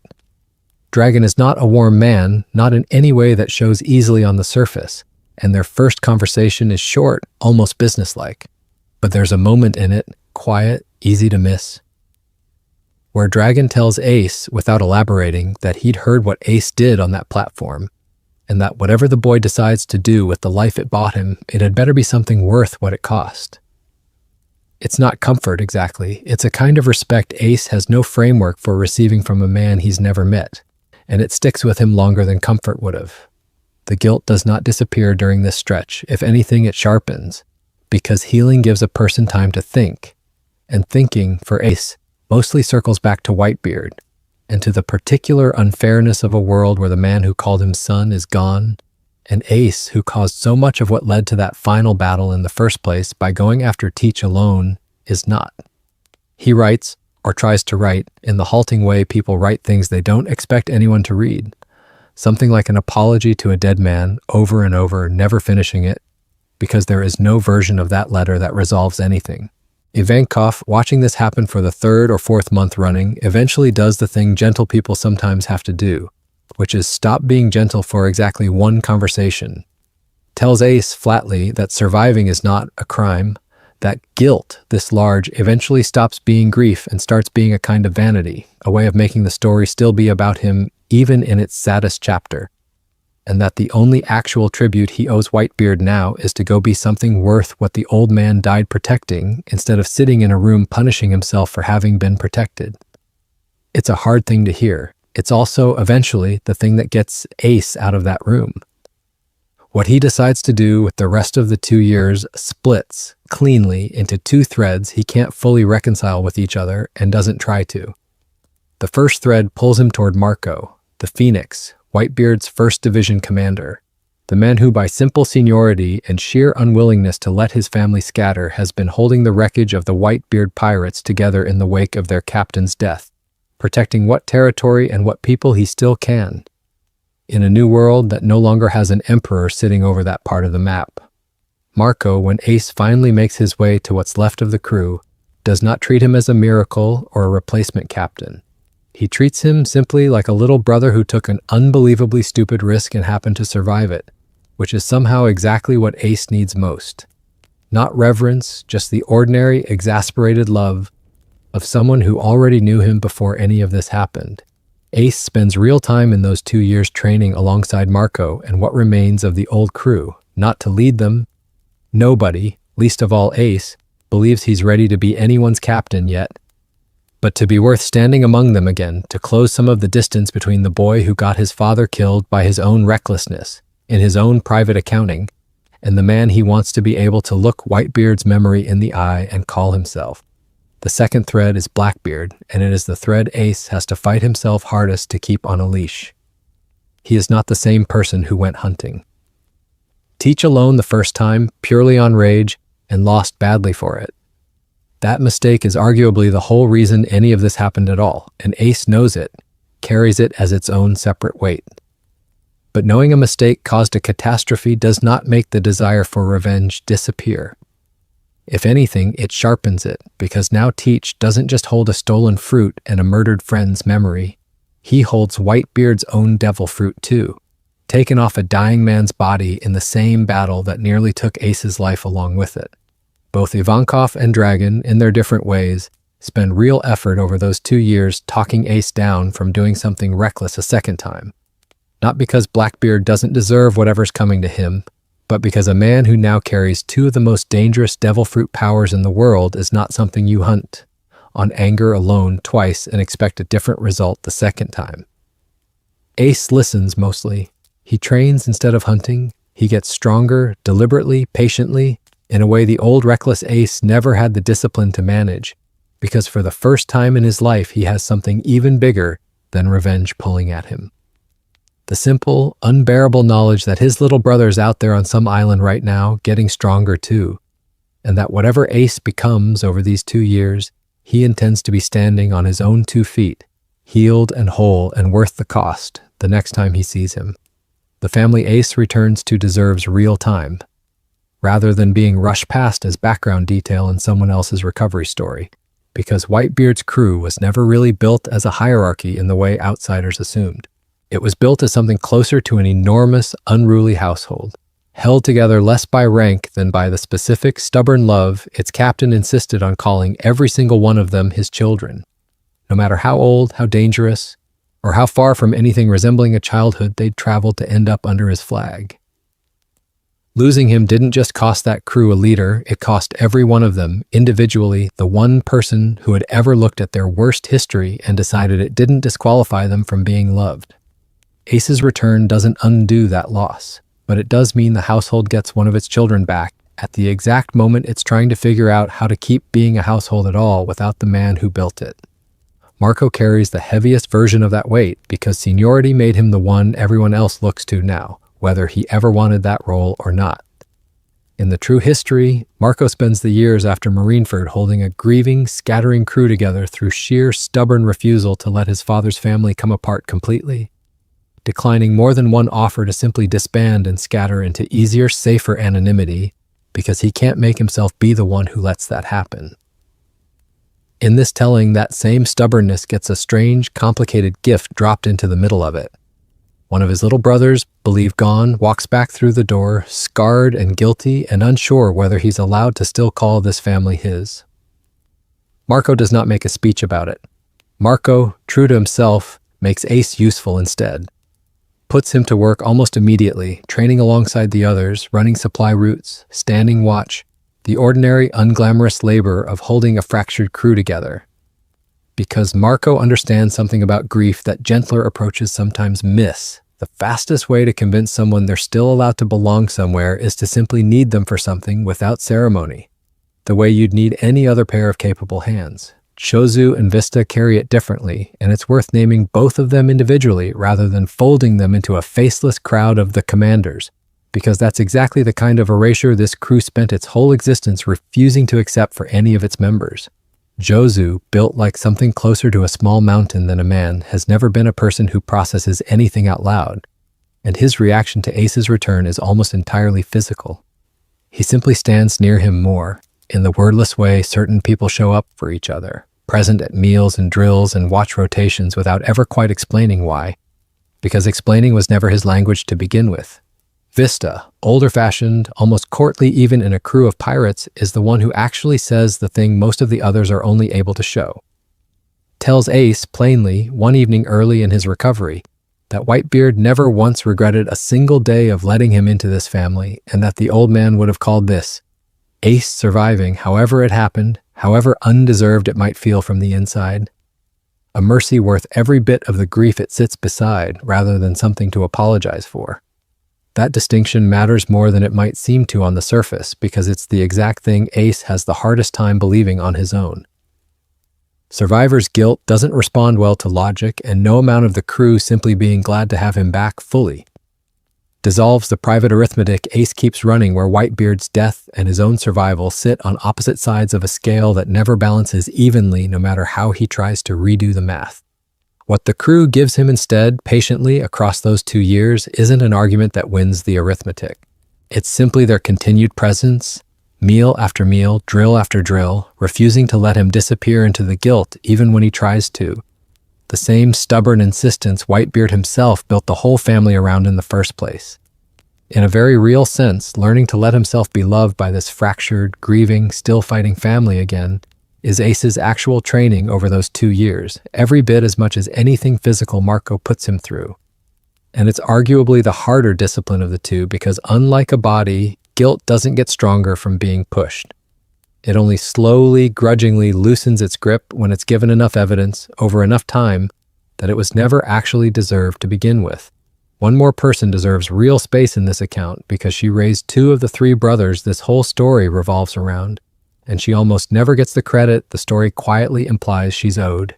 Curly Daden, leader of a mountain bandit gang on Dawn Island, who took in a small, furious, orphaned Ace, and later a small, rubbery, equally furious Luffy at Garp's insistence, complaining loudly the entire time about how she never agreed to run an orphanage, feeding them, housing them, patching them up after their endless disastrous scrapes, and never once, in all the years that followed, admitting out loud that she'd grown to love either of them as her own. In the true history, Daden learns about Ace's death the same way most of the world does, secondhand, through the same official announcement everyone else receives, and the story gives her exactly one small, devastating scene of grief. Gruff, unglamorous, entirely in character, a woman who spent years insisting she never wanted children finally showing, in the smallest possible gesture, exactly how much she'd lost. It's a brief moment in a very large story, easy to miss if you're not paying attention, and it carries an enormous amount of quiet weight precisely because of how little of it the story spends on display. In this telling, Daden receives the same official news at the same time and grieves it the same way, because the fiction protecting Ace's survival has to hold for her too, at least at first. Spreading the truth to everyone who loved him all at once, immediately, would be the fastest way to let it leak somewhere dangerous. She carries that grief, real and total as far as she knows, for longer than either of the boys who actually know the truth would ever want her to, if it were up to them. It's one of the harder, more honest costs this telling doesn't shy away from. Protecting a secret this size sometimes means letting people who deserve the truth grieve a lie a little longer than feels fair, because the alternative risks the very thing the secret exists to protect. When word does eventually reach her, through Garp, most likely, taking a risk of his own to make sure the woman who half-raised both his grandsons doesn't have to carry a false grief forever. Daden's reaction, if you know her at all, is not going to look like relief on the surface. It's going to look like anger, loud and specific and entirely deflecting. Some tirade about how somebody should have told her sooner, how she'd been sitting up on that mountain thinking she'd lost one of her boys for nothing, how the whole lot of them, Garp included, ought to be ashamed of themselves for letting an old woman grieve a lie, and underneath every word of that entirely justified fury, anyone who's known her as long as Garp has would recognize exactly what it actually is. The specific, loud, deflecting shape relief takes in a person who has never once in her whole life allowed herself to say a soft feeling out loud when a furious one would do the job instead. It's worth remembering, too, that Daden's mountain hideout is where Ace and Luffy and Sabo actually became brothers in the first place. The cave, the cliffside, the stolen sake, and the 3 cups raised in an oath none of them fully understood the weight of yet, all of it happening on land she grudgingly provided a home for, whether she ever meant to or not. There is something quietly fitting in the idea that the same woman who watched 3 furious, grieving, impossible boys turn themselves into a family through sheer stubborn insistence, against every practical reason it shouldn't have worked, eventually gets to learn that one of the losses she thought that family had already suffered wasn't as final as she believed. She never asked to be anyone's mother. She ended up being exactly that anyway. For two boys the world had already written off. And now, without ever having asked for this part of the story either, she gets to keep one of them a little longer than she thought she would. There is a third brother in this story, and for most of it, in every version, he is the missing piece nobody else knows to grieve correctly. Because as far as either Ace or Luffy has ever known, Sabo has been dead since they were children. Struck down by a celestial dragon ship in the harbor of Goa Kingdom, a casual cruelty from a class of people who never had to answer for casual cruelties. A loss the two remaining brothers carried differently but carried for the rest of their lives regardless. In the true history, the truth arrives for Luffy years later, almost sideways, in the middle of an entirely unrelated crisis on the island of Dressrosa, when a reincarnated devil fruit, the same Mera Mera no Mi that had returned to the world the way fruits do when their bearer dies, the very fruit that had once been Ace's, surfaces at an underground auction, and a Revolutionary Army officer moves to stop it from falling into worse hands than his own and eats it himself.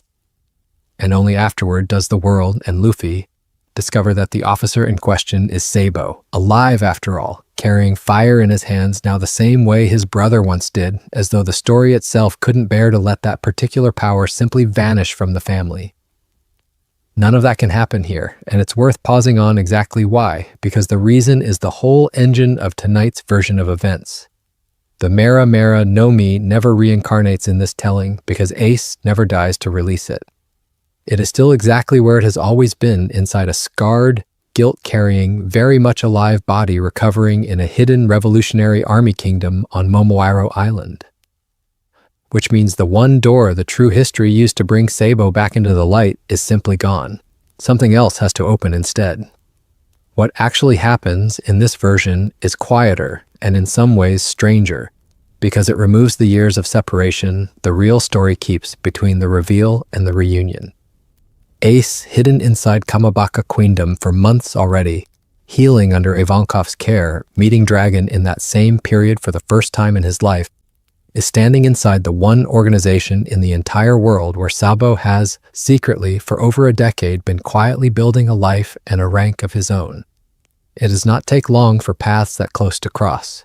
Ace, walking the grounds one otherwise unremarkable afternoon, still weeks from full strength, sees a young revolutionary officer across a courtyard, blonde, sharp-eyed, carrying himself with the particular restless energy Ace would know anywhere because he grew up matching it, argument for argument in a mountain hideout on Dawn Island. And for one long suspended moment, neither of them says a single word, because neither of them can quite believe what their own eyes are telling them. It is not a gentle reunion. It is loud and furious and joyful, sometimes in the same sentence, the way reunions are when the grief underneath them has had 10 years to calcify into something that doesn't dissolve just because the reason for it turns out to have been a lie. Ace, who has spent his whole life believing he watched his second brother die in a harbor when they were children, and who is currently recovering from very nearly dying himself in exactly the kind of moment that should have ended a family for good, does not know whether to embrace Sabo or shout at him for every year he let both of his brothers believe he was gone. He ends up more or less doing both at the same time, which is probably the only honest way to do it. Sabo's own story, once it finally comes out between them, is its own small tragedy layered under the joy. Dragon pulled his wrecked, barely breathing body out of the water after the attack, and made the same hard calculation the Revolutionary Army has made about protecting people more than once. That a boy connected, even distantly, to Luffy and to Ace, and to a noble family with its own dangerous politics back on Goa, was safer as a dead boy than a living one anyone might come looking for. Sabo lost his memory for a long stretch afterward, pieces of his own childhood returning to him only slowly, painfully, over years, and by the time enough of it had come back for him to understand exactly who he'd been before the accident, he'd already built a life, a rank, and a purpose inside the Revolutionary Army that felt, to him, like its own kind of answer to the question of what a person owes the family that raised him. He hadn't reached out. He tells Ace, honestly, that some nights he wasn't sure he ever would have. That the shame of 10 stolen years is its own kind of prison, harder to walk out of than any cell. And it is only the sheer, impossible coincidence of Ace ending up hidden in the same walls that forces the door open at all. What this version gets, that the true history structurally never can, is the thing every reader who has ever loved these three brothers has quietly wished for without quite admitting it. A real reunion, all three of them, not staggered across years, and tragedies and one-sided phone calls through a transponder snail, but together in the same room before the 2-year time skip even ends. It takes real effort and real risk to arrange. Luffy is training in near total isolation on Rusakaina by this point, and reaching him means Sabo and Ace both taking on danger. Neither of their protectors love the idea of slipping past government notice to a savage island in the middle of nowhere for one carefully guarded, desperately wanted evening. But Dragon, in the end, allows it, and Rayleigh, who has his own soft spot for reunions, a lifetime of losing people has taught him not to take for granted, makes room for it in Luffy's training without complaint. Picture that evening, because it is the one this whole version of the story has been quietly building toward. Since the moment a fist changed its angle by half an inch at Marineford, three brothers who shared cups of sake together as children and swore an oath none of them ever expected all three to survive to keep, sitting around a fire on a monster-infested island at the edge of the world, eating whatever Luffy has hunted down that day, arguing about nothing important, laughing too loud, none of them quite able to stop checking that the others are actually physically there. Sabo still has years of dangerous, secret work ahead of him, and nothing about this one evening erases the risks his double life will keep carrying or guarantees him a simple future. That part of his road stays genuinely uncertain, the same way it always was. But for one night, at least, in a version of this story built entirely out of a single half-inch of difference, the oath the three of them made as children gets to be, for once, something other than a promise only two of them lived long enough to keep. Somewhere out in the new world, none of this reaches Marshall D. Teach the way you might expect it to. Because for a long time, he doesn't know what's happening at all. In the true history, Blackbeard's rise after Marineford is one of the story's cleaner, colder success stories, in the sense that villains sometimes get to have those and the story doesn't pretend otherwise. He walks away from that battlefield holding two devil fruit powers no single person was ever supposed to hold at once, recruits some of the most dangerous prisoners Impel Down ever contained, men like Jesus Burgess, whose strength alone could crack stone, and later others, Vasco Shot, Doc Q, Van Augur, a crew built less on loyalty than on shared appetite for chaos, and starts, methodically, carving out territory in the vacuum Whitebeard's death leaves behind. Nobody stops him in any decisive way for a long time because nobody left standing is positioned to. Marco and what remains of Whitebeard's old crew hold what ground they can, mourning rather than making war, and the rest of the new world simply watches to see who fills the empty seat among the emperors, the way sailors watch a storm decide which direction it's going to break. In this telling, the same rise happens, mostly the same way, for the simple reason that nothing about saving Ace changes who Blackbeard is or what he wants. He still recruits the same crew. He still moves on the same territory. He still becomes, over those same 2 years, one of the 4 most powerful individual forces on the sea. An emperor in the vacancy Whitebeard's death leaves behind, exactly as the true history has him do. What's different is one fact sitting underneath all of it, unresolved, that Blackbeard does not learn about immediately, and that changes the shape of his caution once he finally does. The boy he framed and handed to the Marines, the one piece of unfinished business from that whole battle he assumed was permanently closed, did not stay closed. It takes time for word to travel because the people protecting Ace have every reason to keep him quiet, and Blackbeard's own attention in those first months is entirely consumed by the more immediate work of building a crew and taking territory rather than double-checking a kill he has no reason to think wasn't final.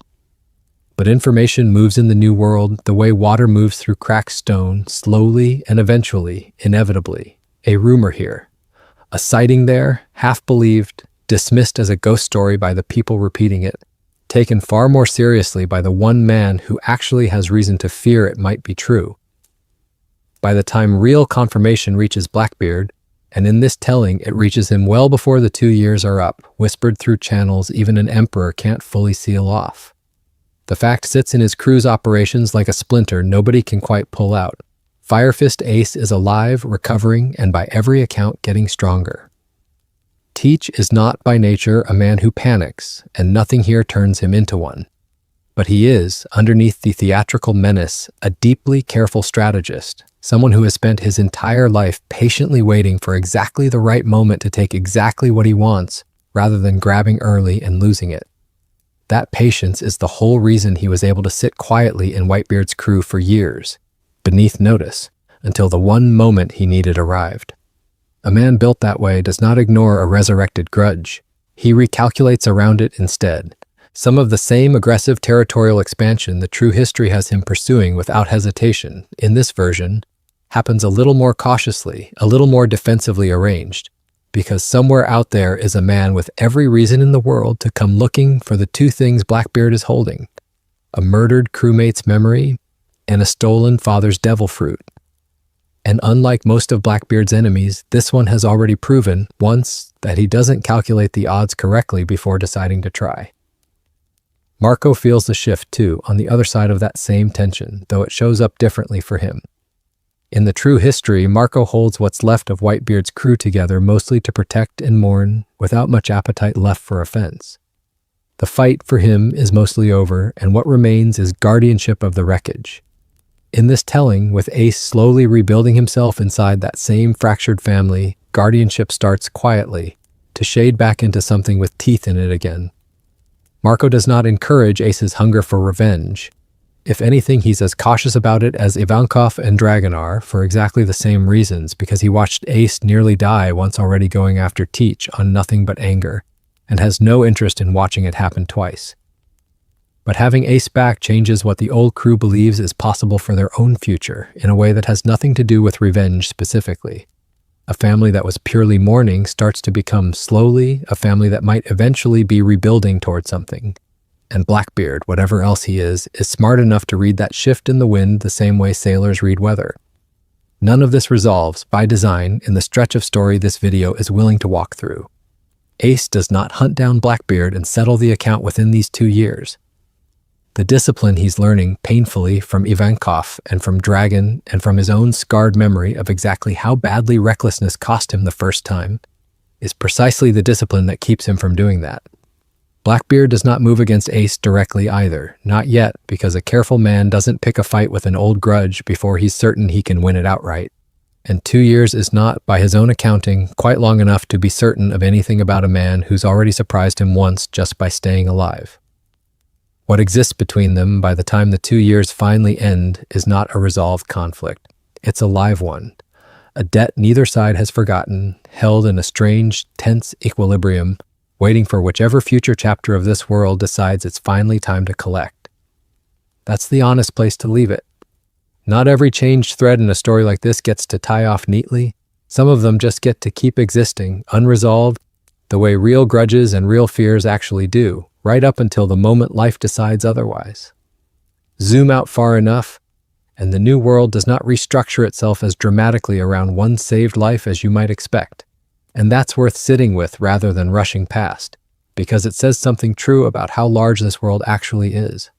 The balance of power among the 4 emperors in the true history is famously unstable in exactly this window.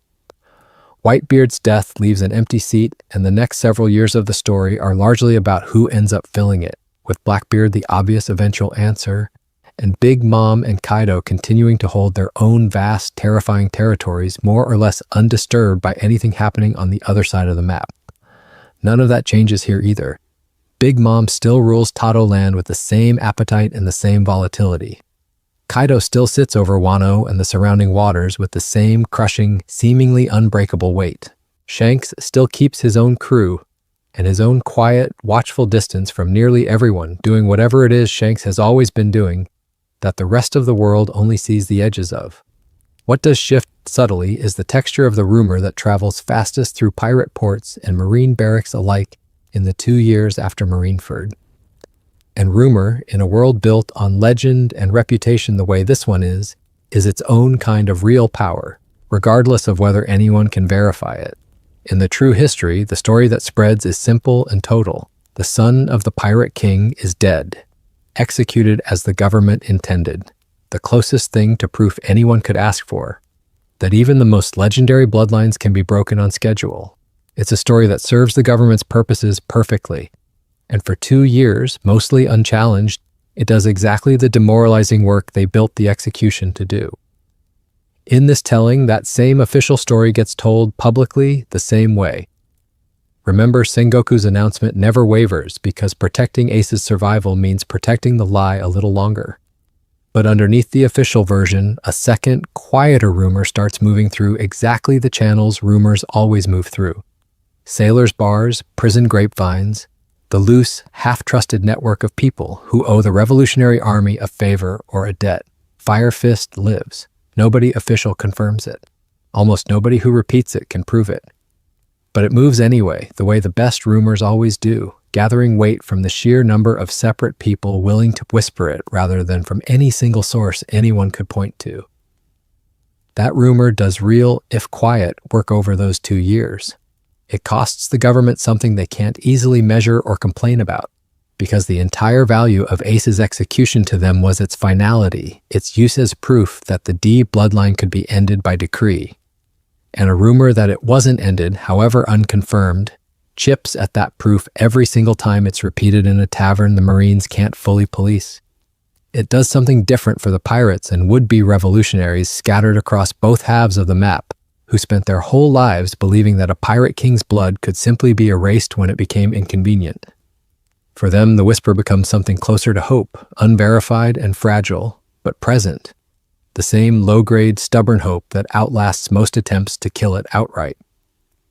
Whitebeard's old territory, meanwhile, exists in the true history as contested, thinning ground for years, gradually absorbed by Blackbeard's expanding reach, and by the general reshuffling every emperor's death eventually triggers. That same thinning happens here too. Marco and the surviving commanders simply do not have Whitebeard's overwhelming individual presence to lean on anymore. And no amount of loyalty replaces the specific, singular terror an emperor's own body used to project just by sailing somewhere. But it thins more slowly and more stubbornly than it does in the true history because there is now a reason for smaller crews and old allies scattered across that territory to hold their ground a little longer than they might have otherwise. The same whisper moving through the taverns is moving through them too, and a fractured family that believes its lost son might genuinely be coming back someday holds together differently than one that has fully accepted there's nothing left to hold together for. None of this is meant to suggest the wider world reorganizes itself into some triumphant restoration by the end of the time skip. It doesn't. The Four Emperors map still looks from any distance almost exactly like it does in the true history. Kaido, Big Mom, Shanks, and an ascending Blackbeard, with Whitebeard's old territory still fractured and vulnerable rather than magically reunified. The government still holds the same institutional power it always has. The world nobles still sit above all of it, untouched, exactly as insulated from consequence as they've always been. A single saved life, even one this significant, does not flip a world this large onto a different axis. What it does, and this is the honest, smaller-scale truth this whole version of the story is actually interested in, is change the shape of a handful of specific relationships close enough to that life to feel its gravity directly.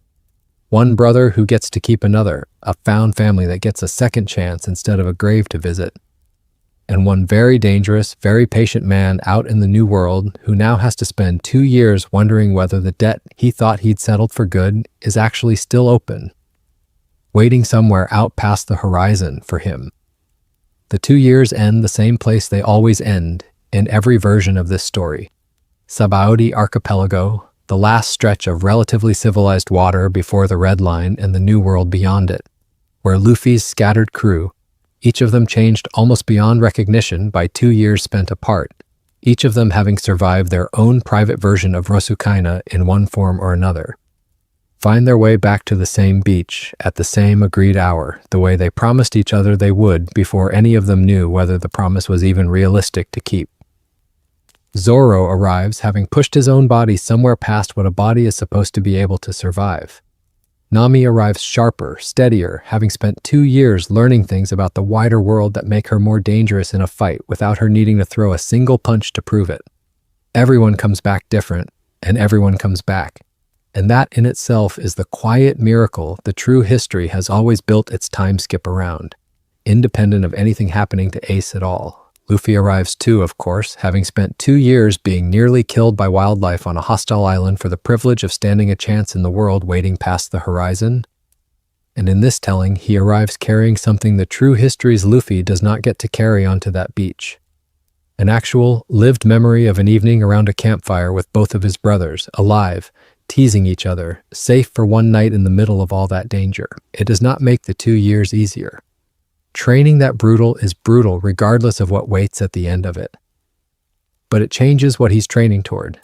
In the true history, Luffy heads into the new world carrying a grief he has learned to live around rather than through, using Ace's death as fuel the way the story sometimes lets. Its characters use loss, turning pain into purpose because that's the only conversion available to him. In this telling, Luffy heads into the same new world carrying something lighter, and in its own way, heavier at once. Not grief to convert into purpose, but a promise to keep, to get strong enough, fast enough to actually be there the next time his brothers need him, instead of arriving one battle too late the way he came within half an inch of doing the first time.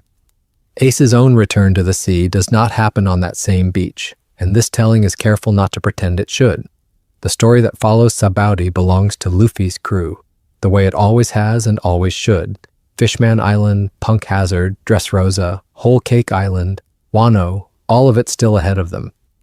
Still theirs to walk through, largely unchanged by anything that happened to Ace, because that's the crew this whole story has always actually been about. And nothing here is interested in crowding them out of their own narrative to make room for a character who was never meant to sail alongside them permanently in the first place. What Ace gets instead, somewhere off past the edges of that same map, in waters this telling doesn't need to chart precisely, is his own separate return. A ship, eventually, either the old Spade Pirates flag raised again or some new banner built out of whoever chooses to sail with a scarred, quieter, more disciplined version of Fire Fist than the one who went recklessly hunting Blackbeard the first time and lost everything for it. He sails knowing Marco and what's left of Whitebeard's old family are somewhere behind him if he needs them, knowing Sabo is somewhere out there doing dangerous, necessary work he can't always share the details of, knowing a debt with Blackbeard still sits unpaid and unresolved on some future horizon neither of them has reached yet. And that's genuinely, deliberately, where this version of the story is willing to leave it. Not because there's nothing left to imagine. You could keep pulling this thread for hours, following Ace's ship into confrontations. This telling has no business inventing wholesale, deciding for Oda's actual, ongoing story what Wano would have looked like with a second D brother on the board, whether Blackbeard's rise would have looked different at Marineford's rematch, or whether it never comes at all. But the honest, disciplined version of a what-if like this one is the version that opens a door and lets you stand in the doorway for a while, rather than the version that insists on walking all the way through and redecorating the house on the other side. What actually changed in the end was one boy's fate at one specific instant on one particular afternoon. And everything this whole hour has walked through since then is simply what a single life, given back, is worth to the small handful of people standing close enough to feel its return. Whitebeard is still gone. That loss was never on the table to undo, and nothing about tonight pretends otherwise. The war still costs almost everything the real war cost, a legend, an era, thousands of smaller griefs nobody gets to name individually.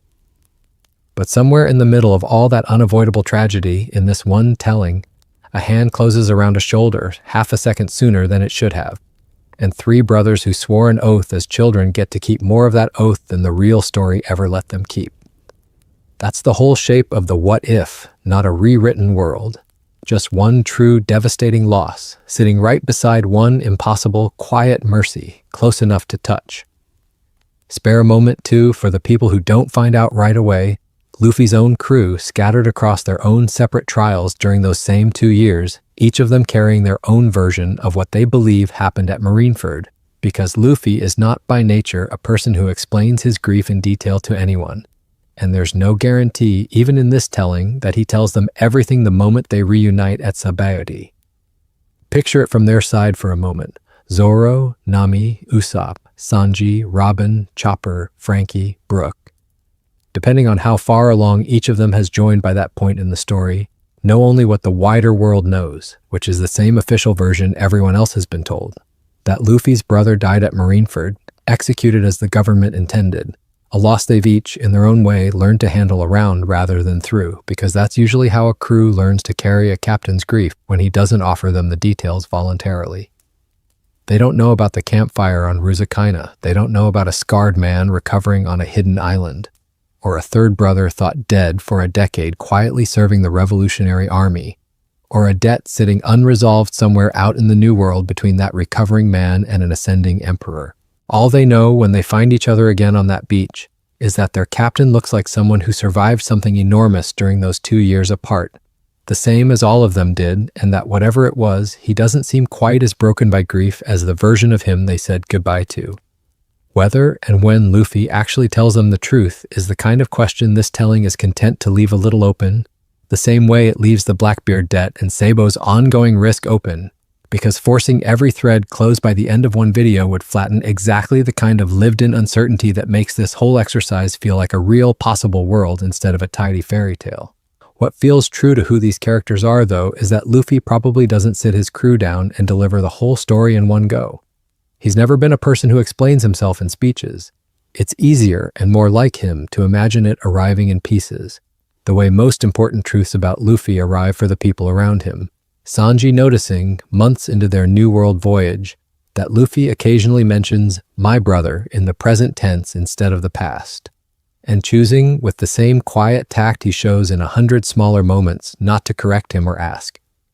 Robin, sharper than most of them at reading the shape of what people are choosing not to say, putting enough pieces together on her own that she simply starts treating the subject with the same careful respect she gives every other secret this crew has learned to hold for each other without demanding explanations first.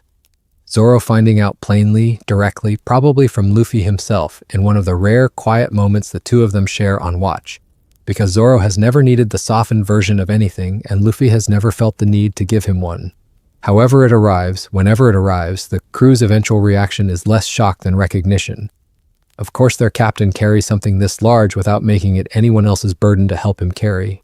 Of course, when it finally surfaces, it turns out to be one more piece of the enormous, improbable, stubbornly hopeful luck that seems to follow this particular group of people around the ocean.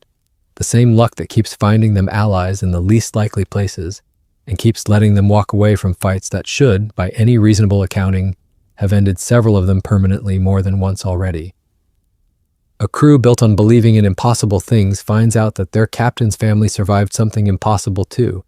And mostly, in the end, that just becomes one more reason among many they already had to trust that whatever Luffy is quietly carrying, it's worth the trust they've already decided to give him. Let's close the story portion of tonight with one small, quiet scene, invented whole cloth the way everything since that half-inch has been invented, but worth picturing slowly anyway, because sometimes the smallest imagined moments carry more weight than the larger structural ones. Picture Ace, some months into his recovery, still healing, the burn scar across his chest and shoulder still tender enough that certain movements catch his breath, sitting alone on a quiet stretch of shoreline somewhere on Momwaro Island.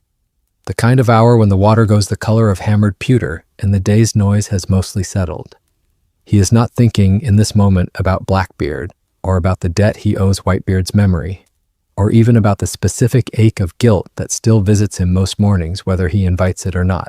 He is thinking instead about something Whitebeard used to say to the crew more than once, in the easy, booming way the old man said almost everything, that he didn't care whether any of them ever became the strongest or the most famous or found the greatest treasure in the world, so long as they lived long enough and loved each other well enough to make the whole reckless gamble of going to sea worth having made in the first place. Ace never fully believed that when he first heard it.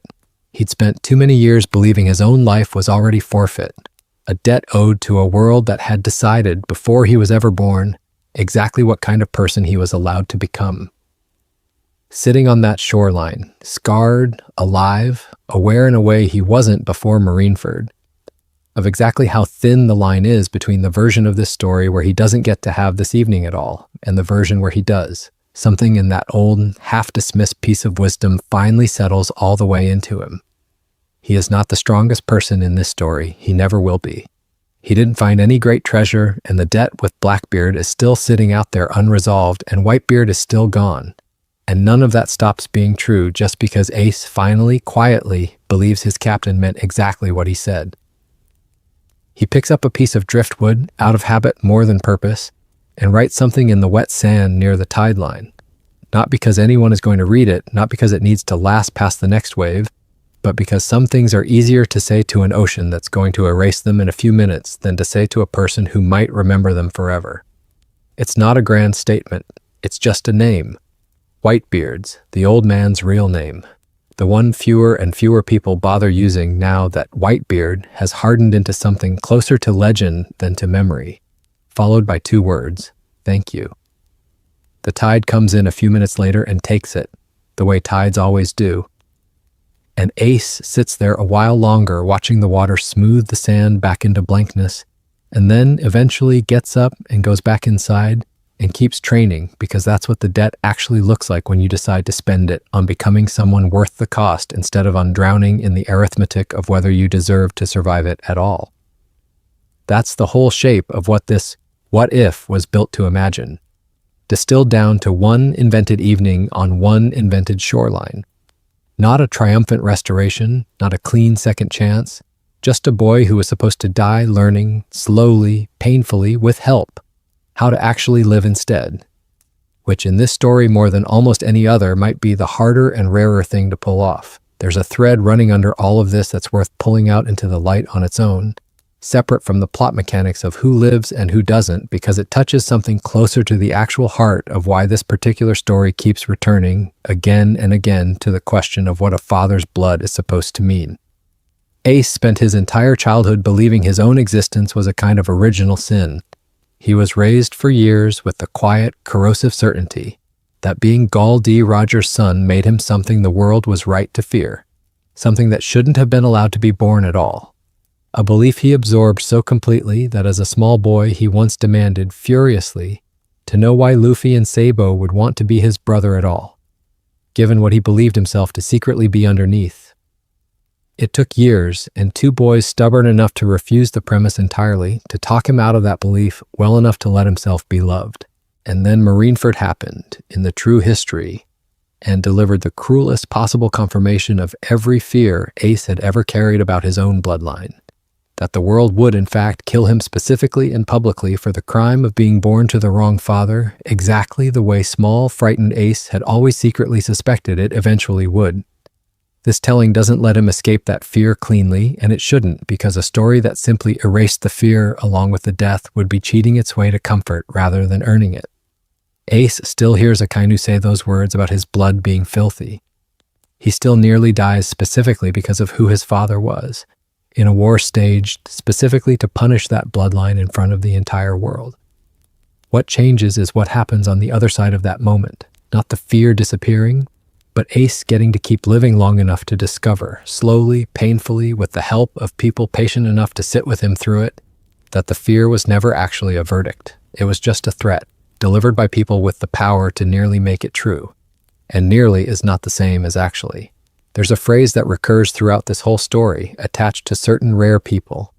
The ones who carry that particular initial in their name, the D, the ones the 5 elders are said to fear more than anyone else on the ocean, for reasons the story has never fully explained even to this day.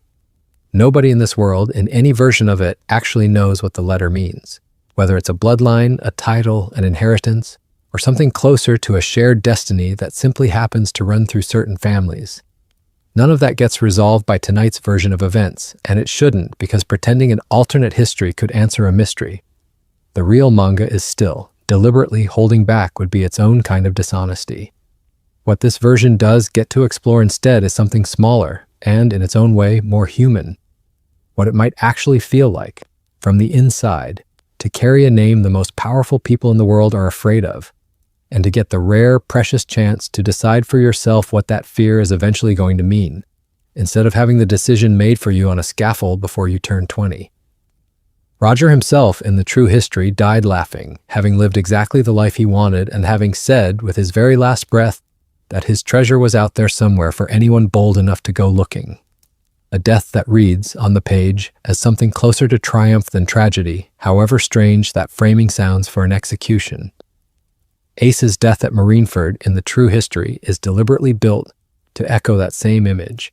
He dies smiling too, the same signature expression his father was famous for, as if the story wants you to notice that whatever the D actually means, it apparently includes the strange, stubborn capacity to leave this world at peace with having lived it, regardless of how unfairly short the life turned out to be.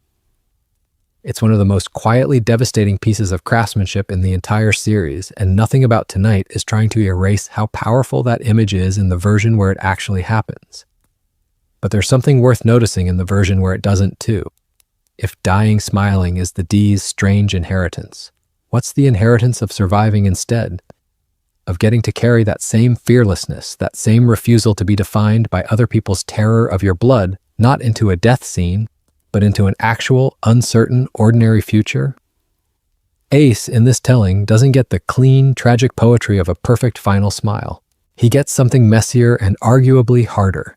Years of guilt to work through, a body that will always carry the scar of how close it came, a debt with Blackbeard still unpaid, a brother's dangerous double life to worry about, an admiral somewhere out there who still privately believes the job should have been finished. That's not a cleaner ending than the true histories. In some ways, it's a more demanding one. But it's the ending this whole "what if" was built to imagine in the first place. Not a better death, but a harder, realer, more complicated life, which might, in its own quiet way, be exactly the kind of inheritance a boy who spent his whole childhood afraid of his own blood would have wanted most if anyone had ever thought to offer him the choice. One last thread before we let this settle all the way into sleep, and it's the thread that ties everything else back to the very beginning of tonight, because it belongs to the person the whole imagined story was arguably about all along. And it belongs to the specific, quiet promise that started this entire hour. Luffy's dream has never actually been about becoming the strongest or the richest, or even, strictly speaking, about finding the treasure his father's whole generation went chasing after. He said it plainly more than once in his own simple way. He wants to be free, and he wants the people he loves to be free alongside him, and the treasure and the title and the legend are mostly just the shape that freedom happens to take in a world built the way this one is built. Marineford, in the true history, is the moment that dream gets its first, most brutal education in exactly how much freedom can cost and how little control a person has over whether the price gets paid regardless of how hard they fight against it. Ace's death teaches Luffy something no amount of training ever could have. That loving people this much means some of the time losing them anyway, no matter how strong you get, no matter how fast you run, no matter how badly you want the story to bend around your wanting it to. In this telling, that same brutal education still happens. Whitebeard still dies. The minutes before Ivankov reaches Ace are still minutes where Luffy believes completely that he has lost his brother. And nothing about the eventual good news erases the fact that he learned, in the rawest possible way, exactly how fragile the people he loves actually are.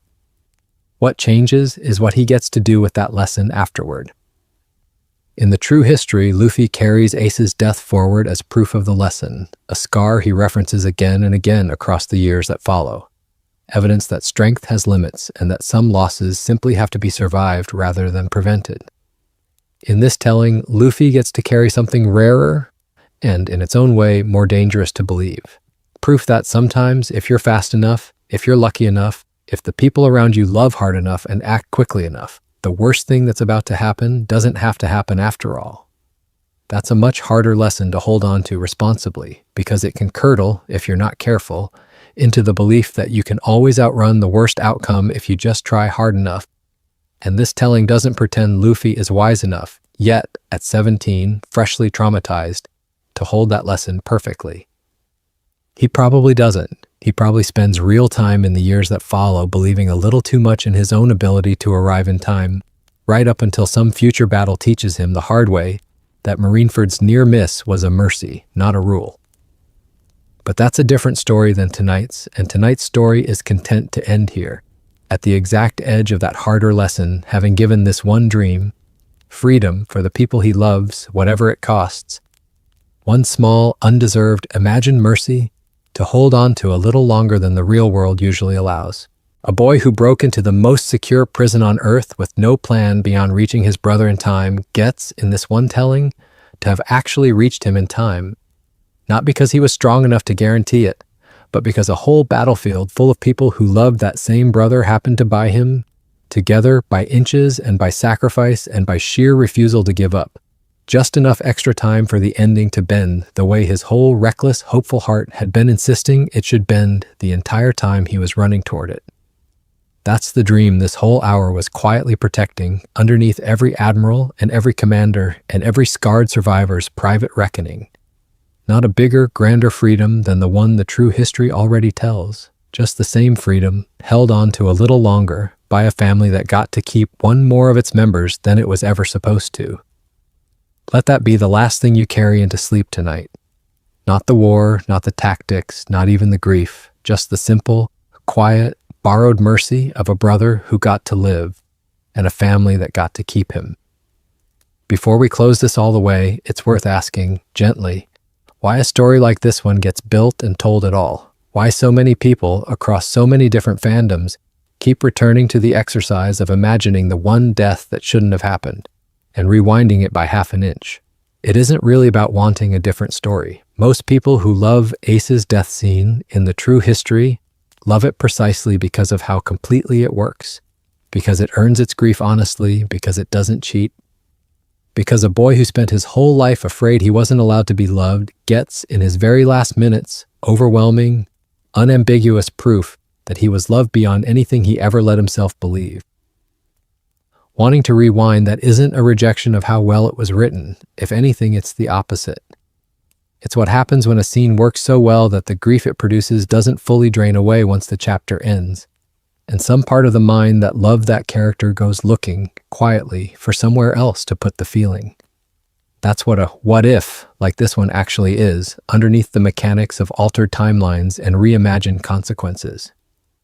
It's not a claim that the real story got something wrong. It's a place to put grief that the real story, by design, never intended to resolve. A space built entirely out of just this once, let it have gone differently, where the rules can bend exactly as far as they need to bend to let you sit with a beloved character a little longer than the actual story allowed, without ever pretending that space is the same thing as the real one. The real Ace still died at Marineford. Nothing about tonight argued otherwise, even once. What tonight offered instead was somewhere else to stand for a while. A version of events built specifically to hold the exact shape of the loss everyone already knows, and turn it gently sideways. There's also something worth naming about why this particular character, out of an enormous cast, tends to be the one people build these rewinds around. Ace's death isn't just sad, it's structured deliberately as the hinge the entire rest of the story's central relationship pivots on. Luffy's grief for Ace becomes load-bearing. You can trace its weight through nearly every major arc that follows, in ways both explicit and quiet. A what-if that saves Ace isn't really asking what would change about one character's fate. It's asking what would change about the whole shape of Luffy's grief, about the specific kind of person lost like that makes someone become. And answering that question honestly requires imagining not a better ending, but a genuinely different, harder, more complicated ongoing life, which is exactly the discipline this whole exercise tried to hold itself to rather than reaching for something easier or more triumphant. And maybe that's the real quiet use of stories like this one, the reason the format keeps working across so many different fandoms and so many different beloved characters. They let you practice a very specific, very human kind of hope. The hope that a devastating loss might have gone differently, held at exactly enough distance that you know the whole time it isn't real, and can put it down again gently when you're done, instead of needing it to be true in order to keep functioning. That's not a small thing to offer someone at the end of a long day. It might, in its own strange way, be one of the kindest things fiction is actually for. Let's gather the whole shape of it back together, gently, the way a recap is supposed to work. Not new information, just the through line, laid out one more time so it settles before you drift the rest of the way off. It starts with a real history, unaltered, honored exactly as it happened. A boy born on a ship to a mother who refused to let him be born until her own death was the only price left to pay. Raised by an accident of found family in the mountains of Dawn Island. Marked from birth by a bloodline the world had already decided to fear.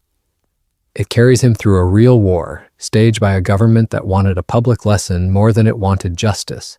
fought by an emperor who loved him enough to bring an army rather than negotiate, lost by almost everyone standing on the winning side in ways that never show up on the official record. And then it finds the one half-second inside that real, true, devastating history where this telling asks you to imagine something different. Not a stronger hero, not a hidden power, just a shoulder turning a half-inch further than it turned the first time. A wound that maims instead of kills. A boy carried off a battlefield, broken and burned, and against every reasonable expectation, still breathing. Everything after that half-second is invention, and this whole account has tried to stay honest about exactly where that line sits. Whitebeard still dies, the same way, for the same reasons, because that tragedy was never on the table to undo. This was never a story about erasing loss, only about relocating one very specific piece of it.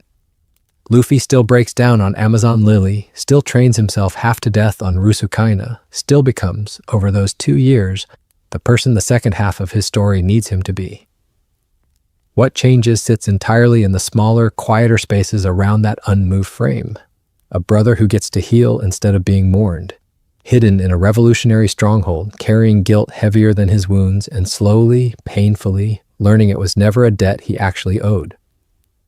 A third brother, believed dead by both the others for a decade, discovered alive in the very halls where the second brother is recovering, making possible the one full reunion the true history's structure could never permit. A father figure, Dragon, meeting a boy he'd otherwise have had no reason to cross paths with, offering him something closer to respect than comfort. A grandfather figure, Garp, carrying an impossible secret at full weight for 2 years because the alternative was losing the only shield keeping that secret subject alive. An admiral who gets the credit for a killing blow that never actually finished its job and has to live with knowing it, quietly, permanently, underneath every promotion that follows. A man with 2 stolen devil fruits, recalculating his ambitions around a grudge he thought was permanently closed. A whisper moving through ports and prisons faster than any official denial can catch it, doing its own small, stubborn work against a government built on the idea that certain bloodlines can simply be ended by decree. None of it resolves into anything triumphant, and that restraint was deliberate the whole way through. The debt with Blackbeard stays open. Sabo's double life stays dangerous. The New World's balance of power looks, from any real distance, almost exactly the way it always did. What this whole exercise was actually interested in was never the size of the consequences. It was the texture of them, the specific human-scale difference between a family that loses everything and a family that gets to keep one impossibly lucky piece of everything and has to figure out slowly, messily, across 2 hard years, what to do with a second chance nobody expected them to get. If there's one image worth carrying out of all of this and into whatever's left of your night, let it be the smallest one. A name written in wet sand at the tide line, 2 words next to it, and an ocean patient enough to erase it exactly the moment it's ready to be let go of. That's where we'll leave this one. Not at a triumphant ending, because triumphant endings were never the point of tonight's version of events. Not at a resolved war, or a settled score with Blackbeard, or a fully reunited family standing together on a single deck sailing off into a fixed, certain future. None of that was ever going to be honest to the shape of this particular story, and an honest what if earns its comfort by staying close to the texture of the real world it's borrowing, not by promising more than a single changed instant could actually deliver. What we're left with instead, if you've stayed with all of it, is smaller and quieter than a triumph, and maybe warmer for exactly that reason. A boy who was supposed to die, alive instead, scarred and guilty, and slowly, patiently learning to let himself be loved by a family that never stopped waiting for him. A brother who gets to keep both of the people he swore an oath to as a child, instead of carrying one of them only as a memory. An ocean full of grief that stayed exactly as large and as real as it was always going to be. Sitting right alongside one small, invented mercy, close enough to touch, easy enough to imagine, gone again the moment you decide to stop holding on to it. You don't have to remember any of the details. You don't have to remember which admiral said what, or which island Ace recovered on, or the order any of this happened in. If you're already halfway gone, that's exactly where you're supposed to be by now. This was never built to be studied, only walked through slowly, once, on your way somewhere quieter. Let your body do what bodies do at this hour. Let the last hour or two of talking fade the way a story is supposed to fade when its only real job was to keep you company until you didn't need company anymore. Wherever you are tonight, whatever brought you here, however many times you've fallen asleep to a version of this same channel before, rest now. The real history is still exactly as devastating as it's always been, waiting patiently for the next time you want to sit with it fully awake. Tonight wasn't that night. Tonight was just 1/2 inch, one shoulder turning slightly further than it turned the first time, one boy who got to keep living instead of only getting to be remembered, and a small, quiet permission, borrowed for an hour or two, to imagine that some of the worst things that happened might somewhere, in some telling, have gone a little differently. Sleep well. The ocean will still be there in the morning, and so will all its real, unbending, unresolved history, exactly where you left it. For now, let it go. You've earned the rest.